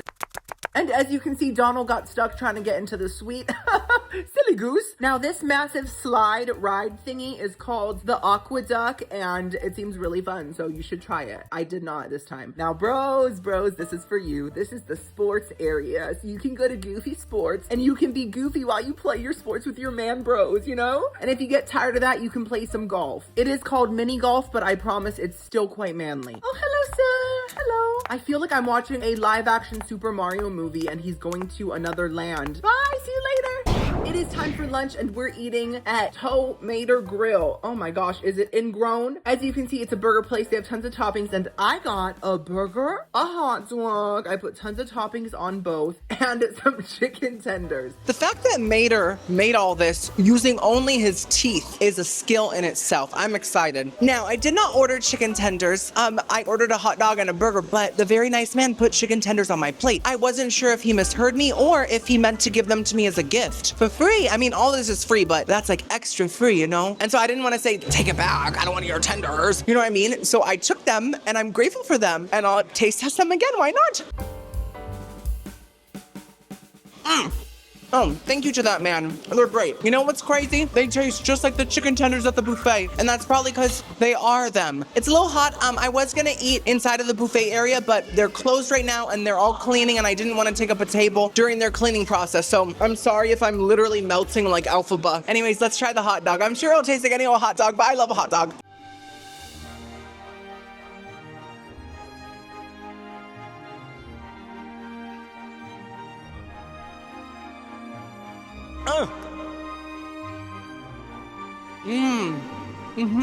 Girlies, that is all beef. That is 100% moo. If we're not counting all the extra bits and pieces they add to a hot dog. I really don't care. It's delicious. This is a fantastic hot dog. It has a strong hot dog flavor. Oh, the sun. I can't do it. Edward, the Volturi, they'll see you. Please, you can't. That hot dog has a strong flavor, but it doesn't taste too hot doggy. I say that about every hot dog that I critique, don't I? I mean, how many times can you think of different critiques for a hot dog? But in all seriousness, it's actually fantastic. It's the quintessential hot dog. It's a little bit crispy on the outside and the bun is toasted, which I really appreciate. There's no stale bun in sight. So I'm very happy with that. No complaints. 10 out of 10. Slay. Okay, now we have Mater's Burger. Smells like an engine, a honk button, and also the little light that lets you know when something is in your blind spot. Mater really put his essence into this. I'm grateful.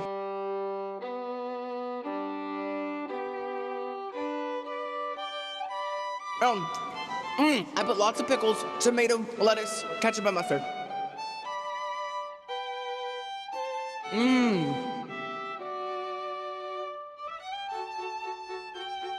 I'm fine with that. I'm really fine with that. Of course, it tastes like a quick service, cheap burger. It tastes like nothing special. The patty tastes pre-cooked and it's a little bit chewy, but it sounds like I hate it. I liked it a lot. I really did. You know, I expected this and I got what I expected. A very mediocre Bubba Burger type patty, good ooey gooey American cheese, fresh crunchy toppings. I can't complain. For a free burger, it's a nice 6 out of 10, honestly. Okay, I'm sorry that I kind of sped through this. I'm very hot. I don't know how Satan does it. That man, he's built different, literally. He probably has like horns.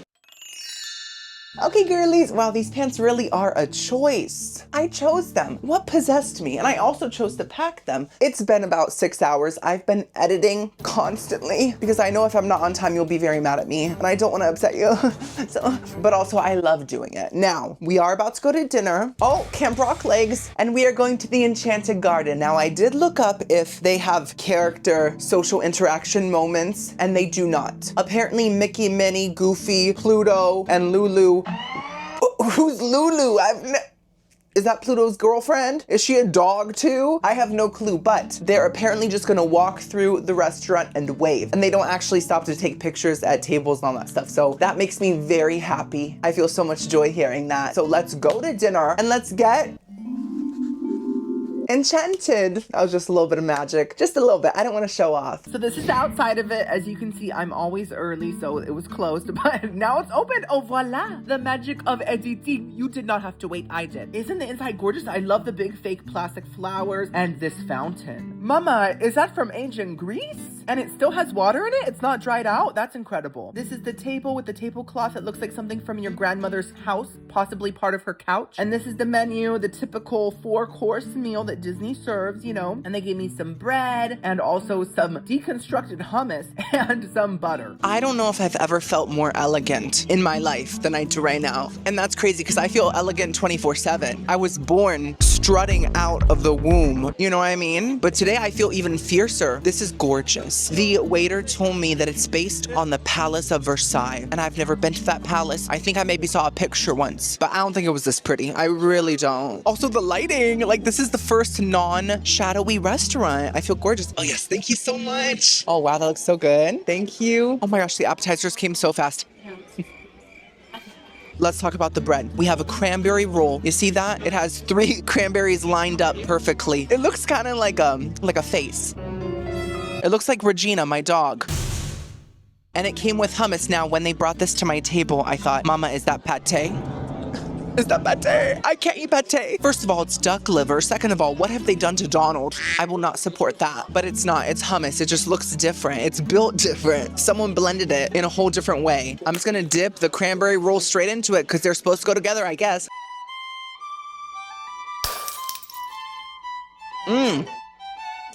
Mamma mia. Here you go again. Wow. I really did not think those would go together. I was just being experimental and crazy, like I was in my college days. Just kidding, I never went to college. I didn't even go to school. But let me tell you, that was incredible. The bread tastes like a baguette with a hint of extra sweetness. The berry is barely there, but it's just enough to make it taste different, to make it taste like it has layers and effort within the crust. And then the hummus is some of the best hummus I've ever had. I know it looks crazy. I know it looks like a duck smoothie, but it is so garlicky. It tastes truly so fresh. It does not taste processed whatsoever. And it has a fresh, real olive oil flavor. Just, it tastes so rich and delicious. And with the bread and the hint of sweetness, incredible. 10 out of 10. Well, gosh darn it. I think tonight is gonna be a good night. You know, I think I'm gonna leave my sketcher on top of the table. Just have my Cinderella moment. For my appetizer, I got the tomato soup with half a loaf of bread in it and also this cucumber roll. Ah, look at these linens. Aren't they gorgeous? I might sew them into a hat later. You know, if Julie Andrews was here, she would have taken those gondola carpets at Palo and she would have made 12 outfits out of it. Luckily, she's not here, so they didn't have to remodel the whole place. I'm excited for this tomato soup. You know, this is the reddest tomato soup, I think. Mama, that's marinara. Can I get some pasta with this? Well, that's interesting. New adventures. Let's see how it tastes. Mmm.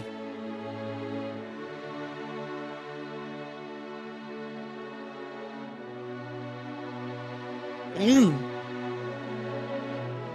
I gotta say, I love the tomato soup. Even though it looks like just a stepped on tomato in the Italian sun, it somehow tastes like full tomato soup, and not just tomato soup, good tomato soup. It's so bright and so fresh, and it isn't smooth or creamy by any means. It's much more chunky and grainy, but I kind of like that. It kind of changed up the vibe. It's a bit sweet, very light compared to other tomato soups, and it has a nice fresh basil flavor, but the basil's not overpowering. I'm so sick and tired of basil. Every time it's in something, everything just tastes like pure basil, and it pisses me off, to be honest. It really does. I said it. And then the soggy bread chunks really kind of broke up the grittiness, and it just added volume and a more comforting, hefty feel to it. I loved it. 9 out of 10. Wowie, wowie, wow. Woo-hoo!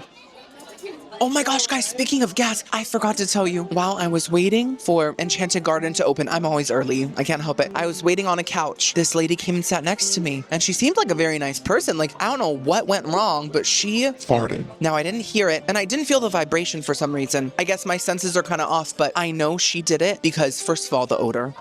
It did not smell like a dream, it smelled like a nightmare. Perfect, thank you so much. It smelled like a nightmare, but like the kind where you're falling, and you never stop falling, but the scratch and sniff version of that. And I knew it was her because of her energy. She was looking around a little bit like this. She was like, did anyone smell it? Because I dealt it. She was the culprit, and I didn't hesitate. I got up and I left because I'm not going to spend 1 second of my life breathing that in. Anyways, what is this? This is the cucumber garden roll filled with julienne of carrots. Isn't it just julienne carrots? Why is it julienne of carrots? Julienne of carrots sounds like he's from the country named carrots. Bell peppers and zucchini with cilantro and dressed with white shoyu. I'll show you. I'll prove it to you too. And lemon dressing. Okay, so it's sort of like a full vegetable sushi roll. My napkin fell. That sounds good. I'm just going to pick it up like a monster. Dip it in the sauces.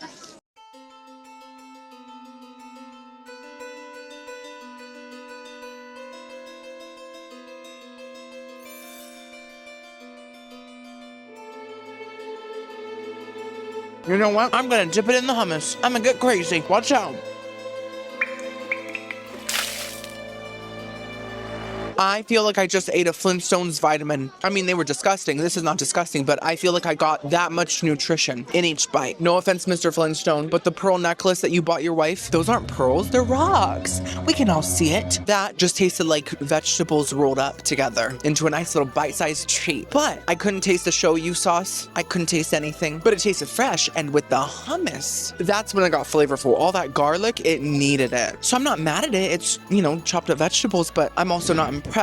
I'm gonna give it a 5 out of 10. I think that's fair. For my entree, I got the prime rib with a twice baked potato and roasted veggies and horseradish. Listen, what I've come to realize is prime rib? My rib, Prime rib isn't the prettiest steak, but I learned sometimes it's actually good. Last time I had it was on the Icon of the Seas last month, and it was iconic. I can't with me, I can't. So I was like, let's try Disney's version. This is the slow roasted prime rib, carved and served with thyme roasted vegetables. I've always wanted to say it like that. That's how people said it back in the 1920s. That's how Walt said it. A double baked potato. I love double baked potatoes so much, so I can't wait for that. But it's only half of one. No, it's a fourth of potato, actually. It's okay.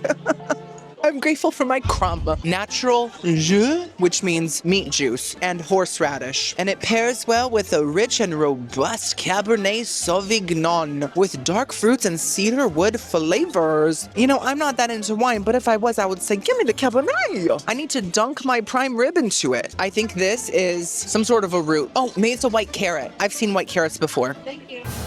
Okay, someone's plate just passed by and it smelled like piss. I'm glad I didn't get that. And also we have a chunk of celery, which is an interesting roasted vegetable. You know, typically it's in stews and stuff.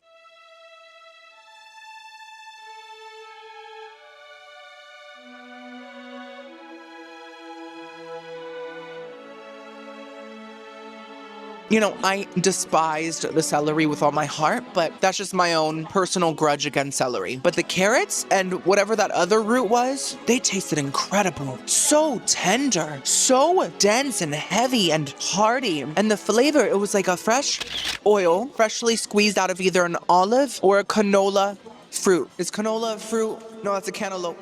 What's a canola? I don't know all the questions on earth, but they also had a slight nutmeg flavor to them and a garlickiness. It was a very nice balance. I loved them. 10 out of 10 for me. Oh my goodness. Now, let's try the prime rib. I'm gonna put some horseradish on it.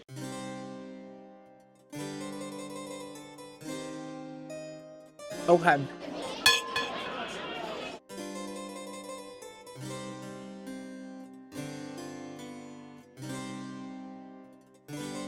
Oh. I'm a horseradish. My sinus. Oh my gosh, my eyes just watered. I'm gonna just start eating horseradish every day. I'll have normal eyes. Okay, let me just say that the horseradish did all the heavy lifting here. It was the main flavor, and it really made it taste delicious. It did singe, but it was worth it. But the fact it had to carry this prime rib on its little horseradish back, do you know how small a horseradish is? It's a horse that's the size of a radish. Just imagine it walking on the table. It would be so cute, but it can't carry this whole thing. The issue is the meat had a fantastic texture, very tender, not too much blubber. Well, I did avoid the parts that had more blubber, but still, it was just a little flavorless. And the horseradish did mask that a bit, but it couldn't completely cover it. You know what it tastes like? It tastes like roast beef that you get like at Publix, like on a sandwich. But I still really, really love the horseradish. So I'm gonna give that a 10, but I have to give the prime rib itself a 4 out of 10. I'm sorry. Now, last but not least, I saved the best for last probably. We have the twice baked potato. It's so pretty.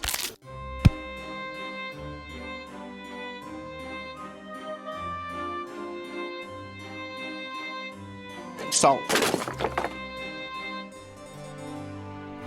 Okay. I do have thoughts. It tastes fresh. It tastes good. The filling has a cheesy, sharp flavor. It was cheesy, but it wasn't creamy. And I think that's where the problem stems from. Oh, thank you so much. Dessert menu. Oh.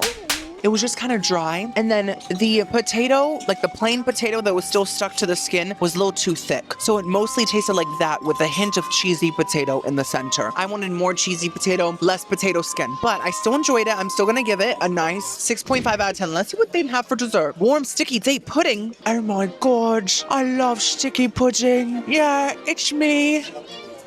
Keira Knightley. You know, me gran used to make me sticky pudding every morning before Christmas, and she would say, make sure it sticks to your gums for good luck. It's a British folklore. There's also a chocolate garden torty, an orange almond cake, and a chocolate brownie sundae. Oh god, I'm definitely doing sticky pudding. There's someone looking at me.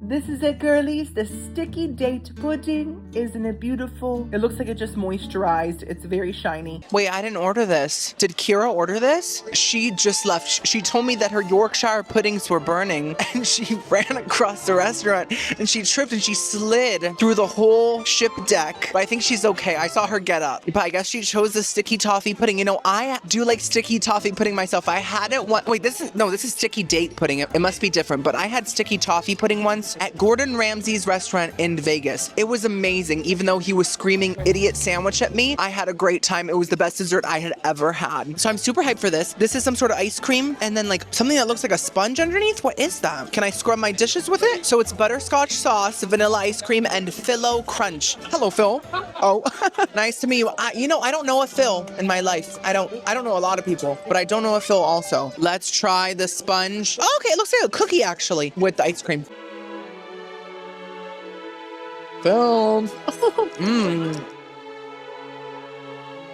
Simple vanilla bean ice cream. You know, I should try vanilla bean in chili instead of like pinto. And then the cookie thing underneath just tastes like a typical crunchy shortbread cookie. Now, the date pudding. I hope it's good. Please be good.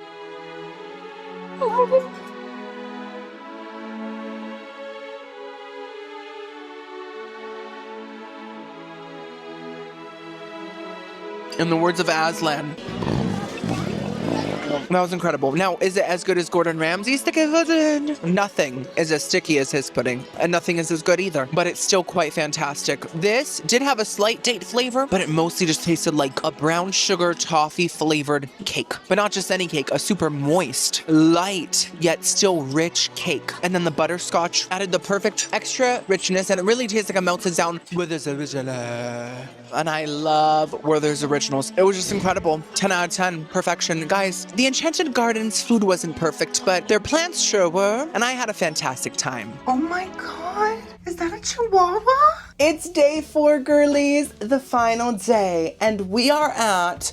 I almost said perfect day at Coco Cay. I meant Castaway Cay, okay? We're not on Royal Caribbean, we're on the most magical boat on earth. And I've actually never filmed on this island before, so we're gonna explore it. And of course, we're gonna eat a big meal. We're having brunch on the island. And this is my OOTD shirt from the Disney store, obviously. I feel like this is my most iconic Disney shirt I own. I feel like if I was J-Lo, this would be my green dress. You know what I mean? But like a lot more glamorous, right?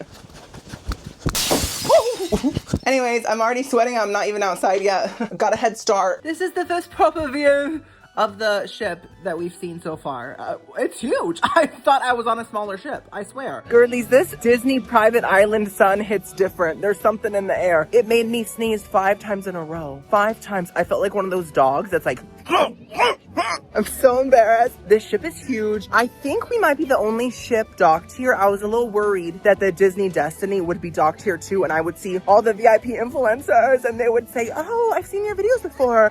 You were invited? And I'd say, no, I paid for the Disney Dream. And they're like, oh, Chajak. Guys, even on a deserted island, Disney decided to be festive and decorate. They took some starfish from the ocean, they went fishing, and they were like, oh my gosh, here's our decorations. Ariel was like, no, that's my best friend. Put him higher on the tree. He deserves a better spot. And this island also has a gas station. I think it's just for show, but who knows at this point? Maybe they use it to fill up the trams. And look at the back of the ship, girlies. We have Swiffers, the normal version, and the Swiffer Wet Jet version as well. This is not sponsored by Swiffer. If it was, I would have a much cleaner house. And look at this water. It's so pretty. I thought that was a whale for a second. I thought I was looking in the mirror, but then I realized it looks more like a barnacle that maybe fell off of a whale's back. I don't know. And there's some boats, I'm guessing, for the crew and the staff so they can go to the mainland for supplies, you know? So is it actually a deserted island? I don't think it is. There's also a tram in case if you do not feel like walking, because the path is a pretty long path, but I just decided to get my steps in and to feel the ocean breeze flying up my nostrils, you know? And I tried to take off my hat in a luxurious way, but it did not work out the first time. The second time I ate that. I really did. And this is the main sign. Welcome to Castaway Cay. As you can see, there's decorations, a Christmas wreath with a pooper scooper stuck on it. Okay, why not? Gorgeousness, radiance, all up in the water. And this was so funny to me. There were two random chairs just in the bushes. I don't know who they're for. I guess a couple that wants to sit in the bushes. And there are some like different boats and floaty thingies that you can rent. And this is the main area. It's giving rusty realness. It's giving rotted. I totally get it. They wanted to feel like Tom Hanks built all of this with a volleyball. And I'm really immersed in that universe right now. I think it's really working. They serve fresh fruit, which is super nice. That's super refreshing on a hot summer day. And also there's a place for smoothies and frozen drinks. And this is the main eating area. It's called Cookies Barbecue and it's an all-you-can-eat buffet. But it was closed. Luckily, the Froyo machine was not closed, so I got me some Froyo for breakfast. I was so hungry. God, that's fresh. It tastes just like McDonald's. I'm not surprised Mickey's friends with a clown.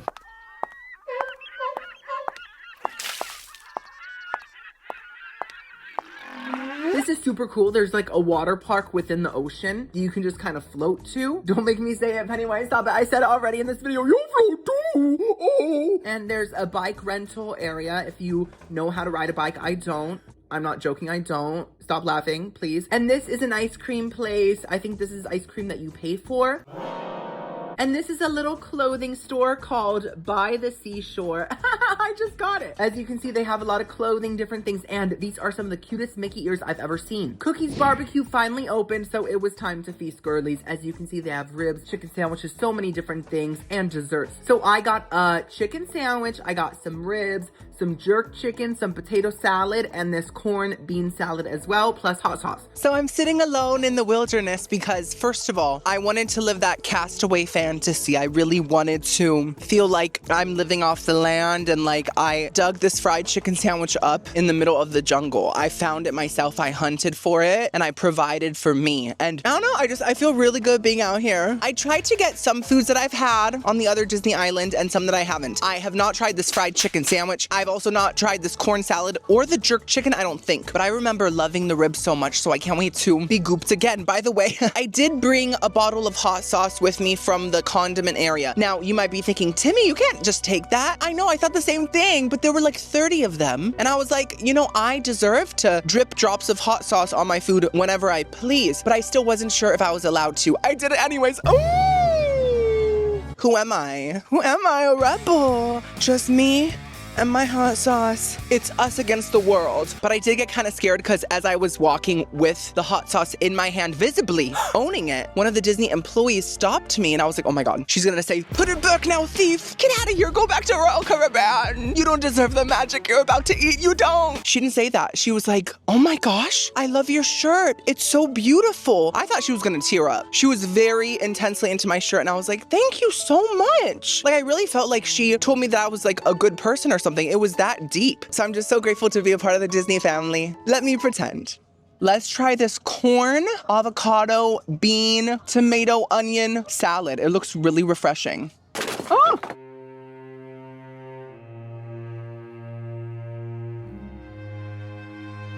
You know what? Let me add the good stuff. You know, for the first time, I feel wicked. That's better. That's better, but I'm disappointed. When I hear corn, bean, avocado salad, I expect all that to be coated in some sort of a flavorful dressing. But to be honest, it just tastes like all those ingredients thrown together with a squirt of lime. Not even a squirt, I think more of a spritz, like I can barely taste the lime. Otherwise, it has no flavor. And the beans taste canned. They taste like Goya. And am I on the Disney Goya ship? No, I kind of want to go on that. I'm on the Disney Dream ship. The Disney Goya ship would just be one big floating fart. But yeah, it's way too simple, way too plain. I'm gonna have to give it a 4 out of 10. Disappointing. Next up, we have the potato salad. Now, this potato salad has so many eggs in it. I've never seen this many eggs in a potato salad. I would say this is a chicken coop salad with a potato garnish.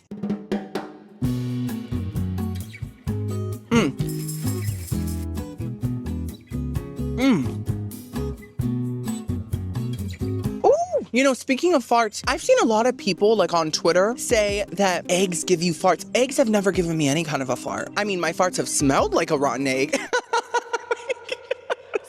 Eggs have only blessed me. Let me just say this is a good potato salad. It's creamy. It tastes extremely fresh. It tastes like they just mixed it together. And they probably just did. Okay, I think that was the egg. Are the theories true? I love a potato salad that feels rustic, that feels like all the potatoes are in different shapes, different chunks. And the sauce was very creamy, but I do think it needed a lot more mustard. It was missing the tanginess that a potato salad needs, but it was flavorful in every other department. I was just missing that kick, you know, and luckily my Tabasco sauce added just that. And I am gonna put this back right after, I promise. I was joking before, I would never just take it. So I'm gonna give the potato salad a nice 7 out of 10. It would have been a 10 if it was tangier. Next up, we got let's do the sandwich, why not? I did add mayonnaise to it because it looked drier than a sandal in the desert. It has tomato, lettuce, onion, and I don't know what that is, but it looks good. Looks like some sort of a sofrito? No, I'm not possessed. I'm not possessed. My head's not gonna start spinning. Oh my God, there's a burrito right in front of my food, get away! Let's see.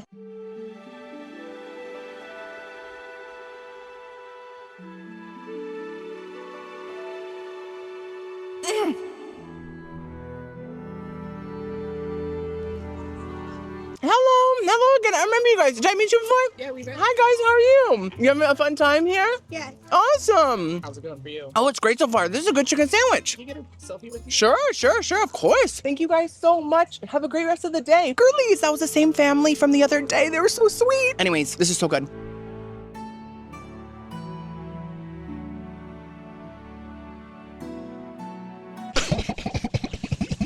That chicken sandwich is so much better than I thought it would be. It's shockingly good. Now, I wouldn't say it tastes as real as, you know, Chick-fil-A or Popeyes, but you might be thinking, Timmy, Popeyes sandwiches? You're calling those real? Those are the epitome of authenticity? To me, they are. I don't know your life. You can think what you think. To me, this is giving Wendy's chicken sandwich, almost exactly like a Wendy's chicken sandwich. It's spicy, first of all. I think it's that salsa stuff underneath. And the chicken itself just has that same fried Wendy's flavor that I love so much. The breading is crispy. It's salty. You know what? I think the spiciness might have been in the breading too. Very flavorful. I loved it so much. I'm gonna give that a very strong 9 out of 10. It would have been a 10 if the bun was better. It felt a little stale. It would have made a good crouton. Next up, we got the jerk chicken. Okay.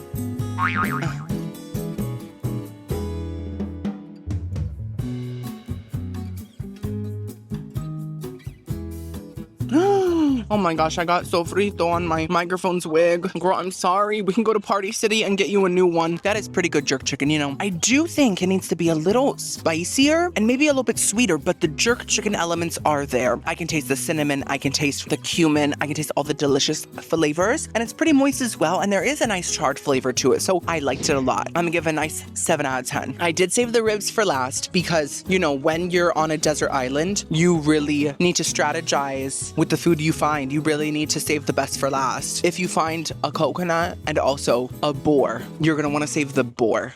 Have you ever had boar? Did it make you bored? I think that he is getting to me. I'm so excited for these ribs. I know they're gonna be good because I had them before.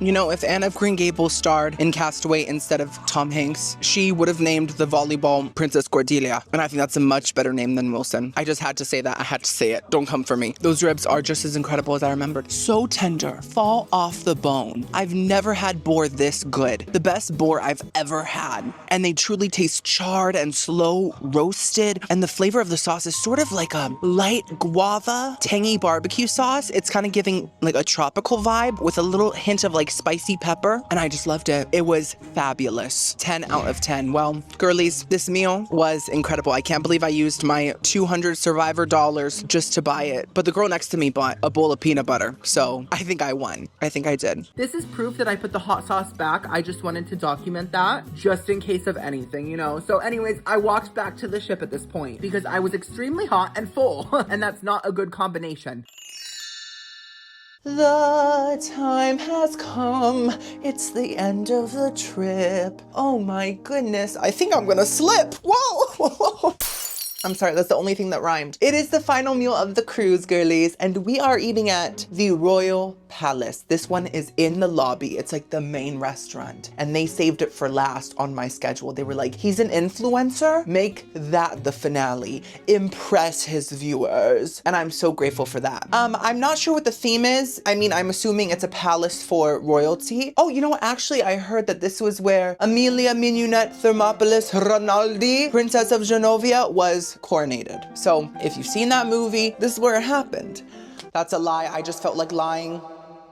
A princess? Shut up! Oh my gosh, when she eats the green ice cream and she's like, cool, it's so cool. Delicious, iconic. What am I saying? Yeah, I'm excited. I looked it up, there's no characters. So we got through a whole Disney trip and we didn't have to meet any characters. Victory!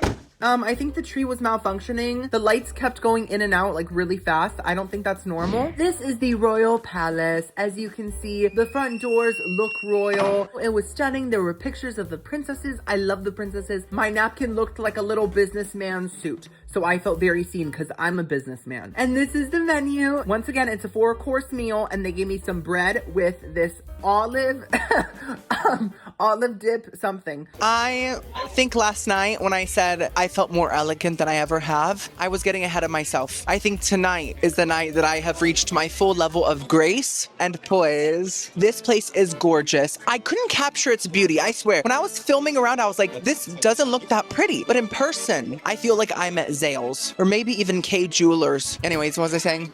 Where am I? I'm on the ocean. When? Let me just say that my waiters have been so kind. I don't know if I've mentioned them, but they've been the same ones every night besides Palo. But he was also very nice too. Very nice man. These waiters have been so kind, so wonderful. And they've been so chill about me filming. They've been so chill about my stutter.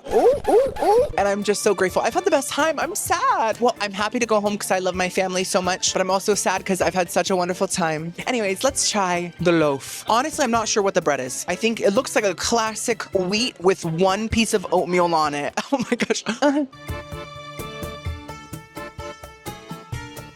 Wow, that one single oat had so much flavor. But we also have this olive spread. It looks like chunks of olives floating in oil. Now, I judged the hummus yesterday. I judged it by its chickpea, and I shouldn't have. It was delicious. So let's try this olive spread. It might slay me. I might say this is the best olive spread I've ever had.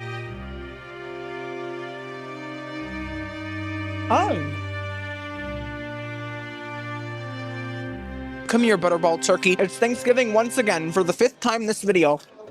Have you ever opened a can of olives and taken a sip of the juice and then burped it back up? This tastes just like that. And I know you've been there. You nasty. I didn't even get olive chunks on my bread. Not even one shred of tire. But the oil itself tastes like the biggest olive you've ever seen. The most plump one from Greece without a pimento. And you guys know I do struggle with olives unless if it's all blended up in a tapenade. Because I really love that the first night. It was incredible, actually. I guess I'll taste it.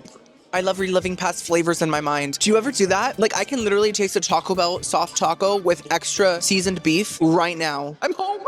It's just so potent, I can't do it. But the bread tastes fine. Tastes like a classic wheat roll, a complex carb. Thank you so much. Got me a Diet Coke. Listen, the waiters here are so good. I forgot to order a Diet Coke, and this wonderful man said, Diet Coke, and I said, oh, you remembered. So I'm gonna give the olive juice a 0.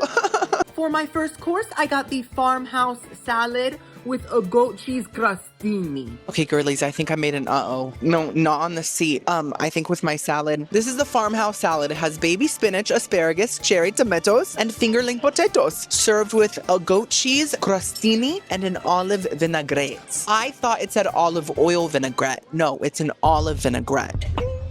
And it smells exactly like what I just tried. That olive juice that looked kind of like a caca crumb floating. No one heard me, don't worry. It's loud in here, you just can't tell. And so now I'm stuck with double the olive juice, double the despair. So I'm still gonna eat it, but...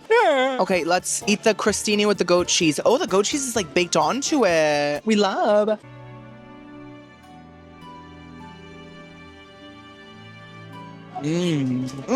Look at these random potatoes.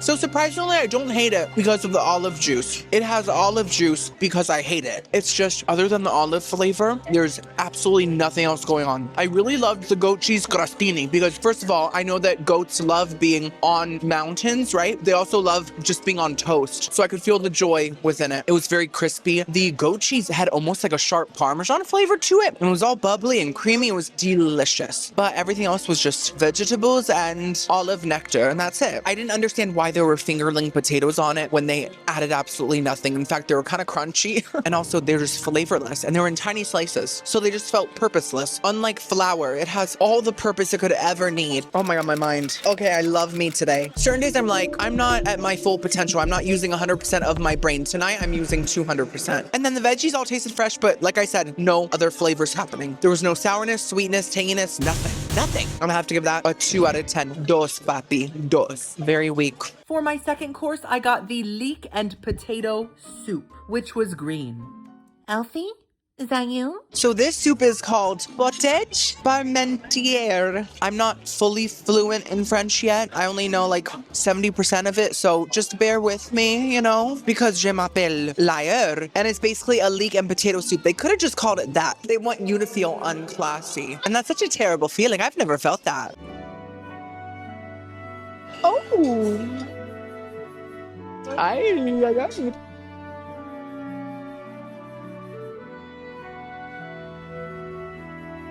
Come on, Belle.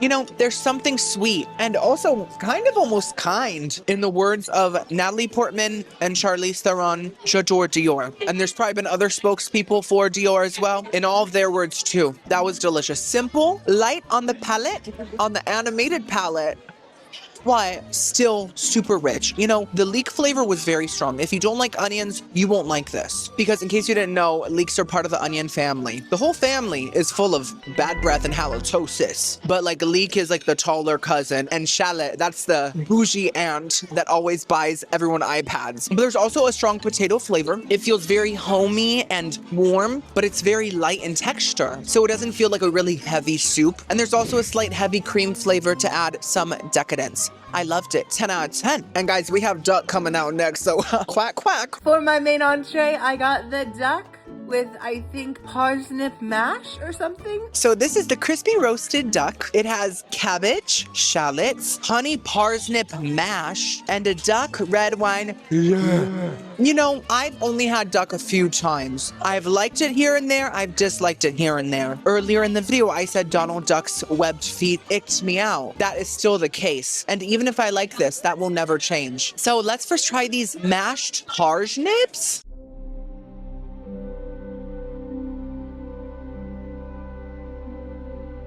Oh.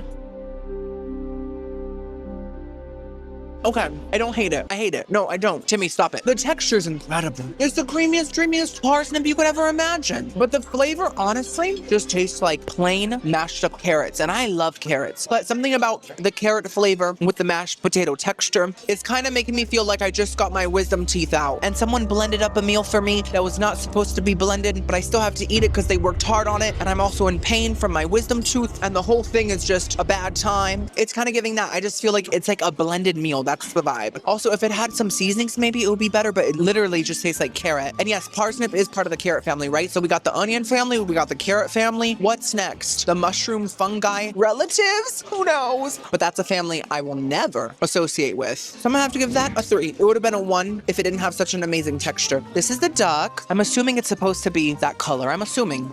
I'm trusting. Oh, sure. Perfect timing. I was about to dig into it. Thank you. I was about to dig into it. Who says that? Maybe someone's aunt from 1902. I'm about to dig into it, buddy. Watch out.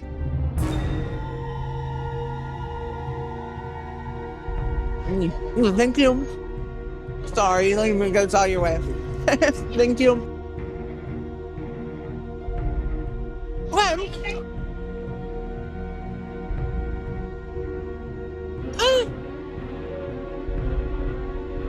Oh, can I get something else? Guys, I don't want to have to ask for something else, but I don't know if I can eat that.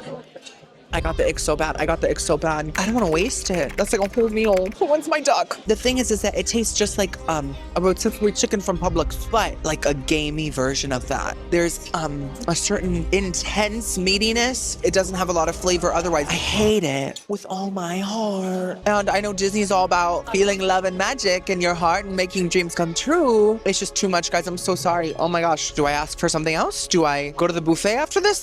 What do? I'm trying to weigh out my options.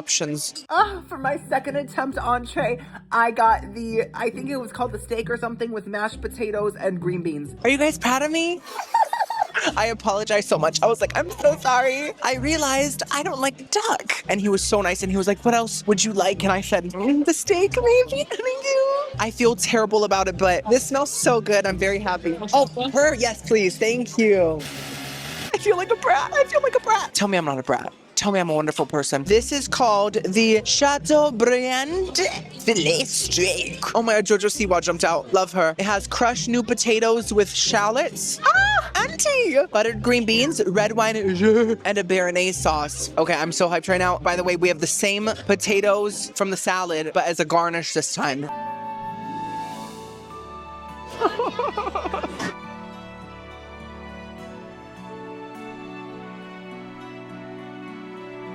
I was really hungry, I'm sorry. The green beans are simple, but perfectly cooked, probably brioche. It's a cooking technique, and they did taste buttery and perfectly salted. The potatoes taste like a baked potato that has already been made and mixed. There's a sour cream flavor there, very buttery, very real, delicious. I love it, I'm so happy. And now it's time for the steak fillet.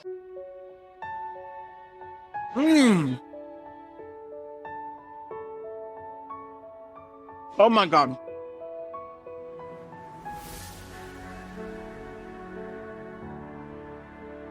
That was riveting. That didn't really taste like a steak to me, and that's a good thing. It tasted like a homemade pot roast, mama, and I'll take that any day over a steak. The crust on the outside tasted so salty and so charred and so flavorful and meaty, and then the sauce on top had this red wine, kind of sour richness to it that reminded me of a beef stew. So it just felt so home cooked. That was a 10 out of 10. I'm so happy. I should have gotten that. All the ducks can fly away for all I care. For my final dessert of the video, I got the strawberry shortcake sundae. I know a Sunday's kind of basic, I know. But guess what? So is a Saturday and a Monday as well. But, you know, it is the final night and I really wanted to get what I wanted. You know what I mean? I already experimented with the duck, failed. I thought I had a more high-end palate, one that could handle the quacking, but I can't. Let's try it.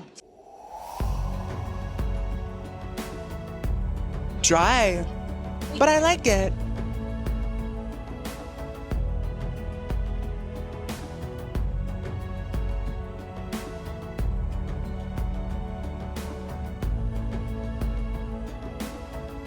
It's cool. That was delicious, but I got a few critiques. I mean, that's what I'm here for, right? Love the ice cream. Simple, basic vanilla bean. Gassy. Love the strawberry sauce. It tasted fresh. It tasted like they chopped up the strawberries, took the little bugs out of them, cooked them with a sugar syrup, and wilted them down. That's what it tasted like to me. Now, the cake itself tasted more like a hard biscotti. It was kind of crunchy and dry, but I kind of liked it, kind of got soaked. So it didn't really taste like cake, but I did enjoy it. I'm gonna give it a 7. I'm not amazed, but I liked it. So girlies, the video has come to an end, but we're not ending it at this table. We are going somewhere more special. Girlies, look at this, cinematography. Oh my goodness, I love where I chose to finish the video. I feel like my camera's gonna fly away. Is it okay? Okay. Oh, I lost my wig. I had the best time with you. This is my last video of the year, and I just want to wish everyone a Merry Christmas and a Happy New Year as well. You girlies have made this year so incredible for me, and I'm so grateful forevermore. And my New Year's resolution, or I guess my Christmas wish, is that you all have the best year of your life next year. I know a lot of us have struggled. We've been through it, but I hope next year brings you tons of blessings. And I love you so much, truly. You guys mean the world to me, and I would not be doing any of this without you. So I just wanted to say that. And if you watch this whole thing, you're that girl. You're a diva. And I love you so much. I'll see you in 2 weeks. Bye, girlies. Oh my gosh. Is that Arthur the Aardvark?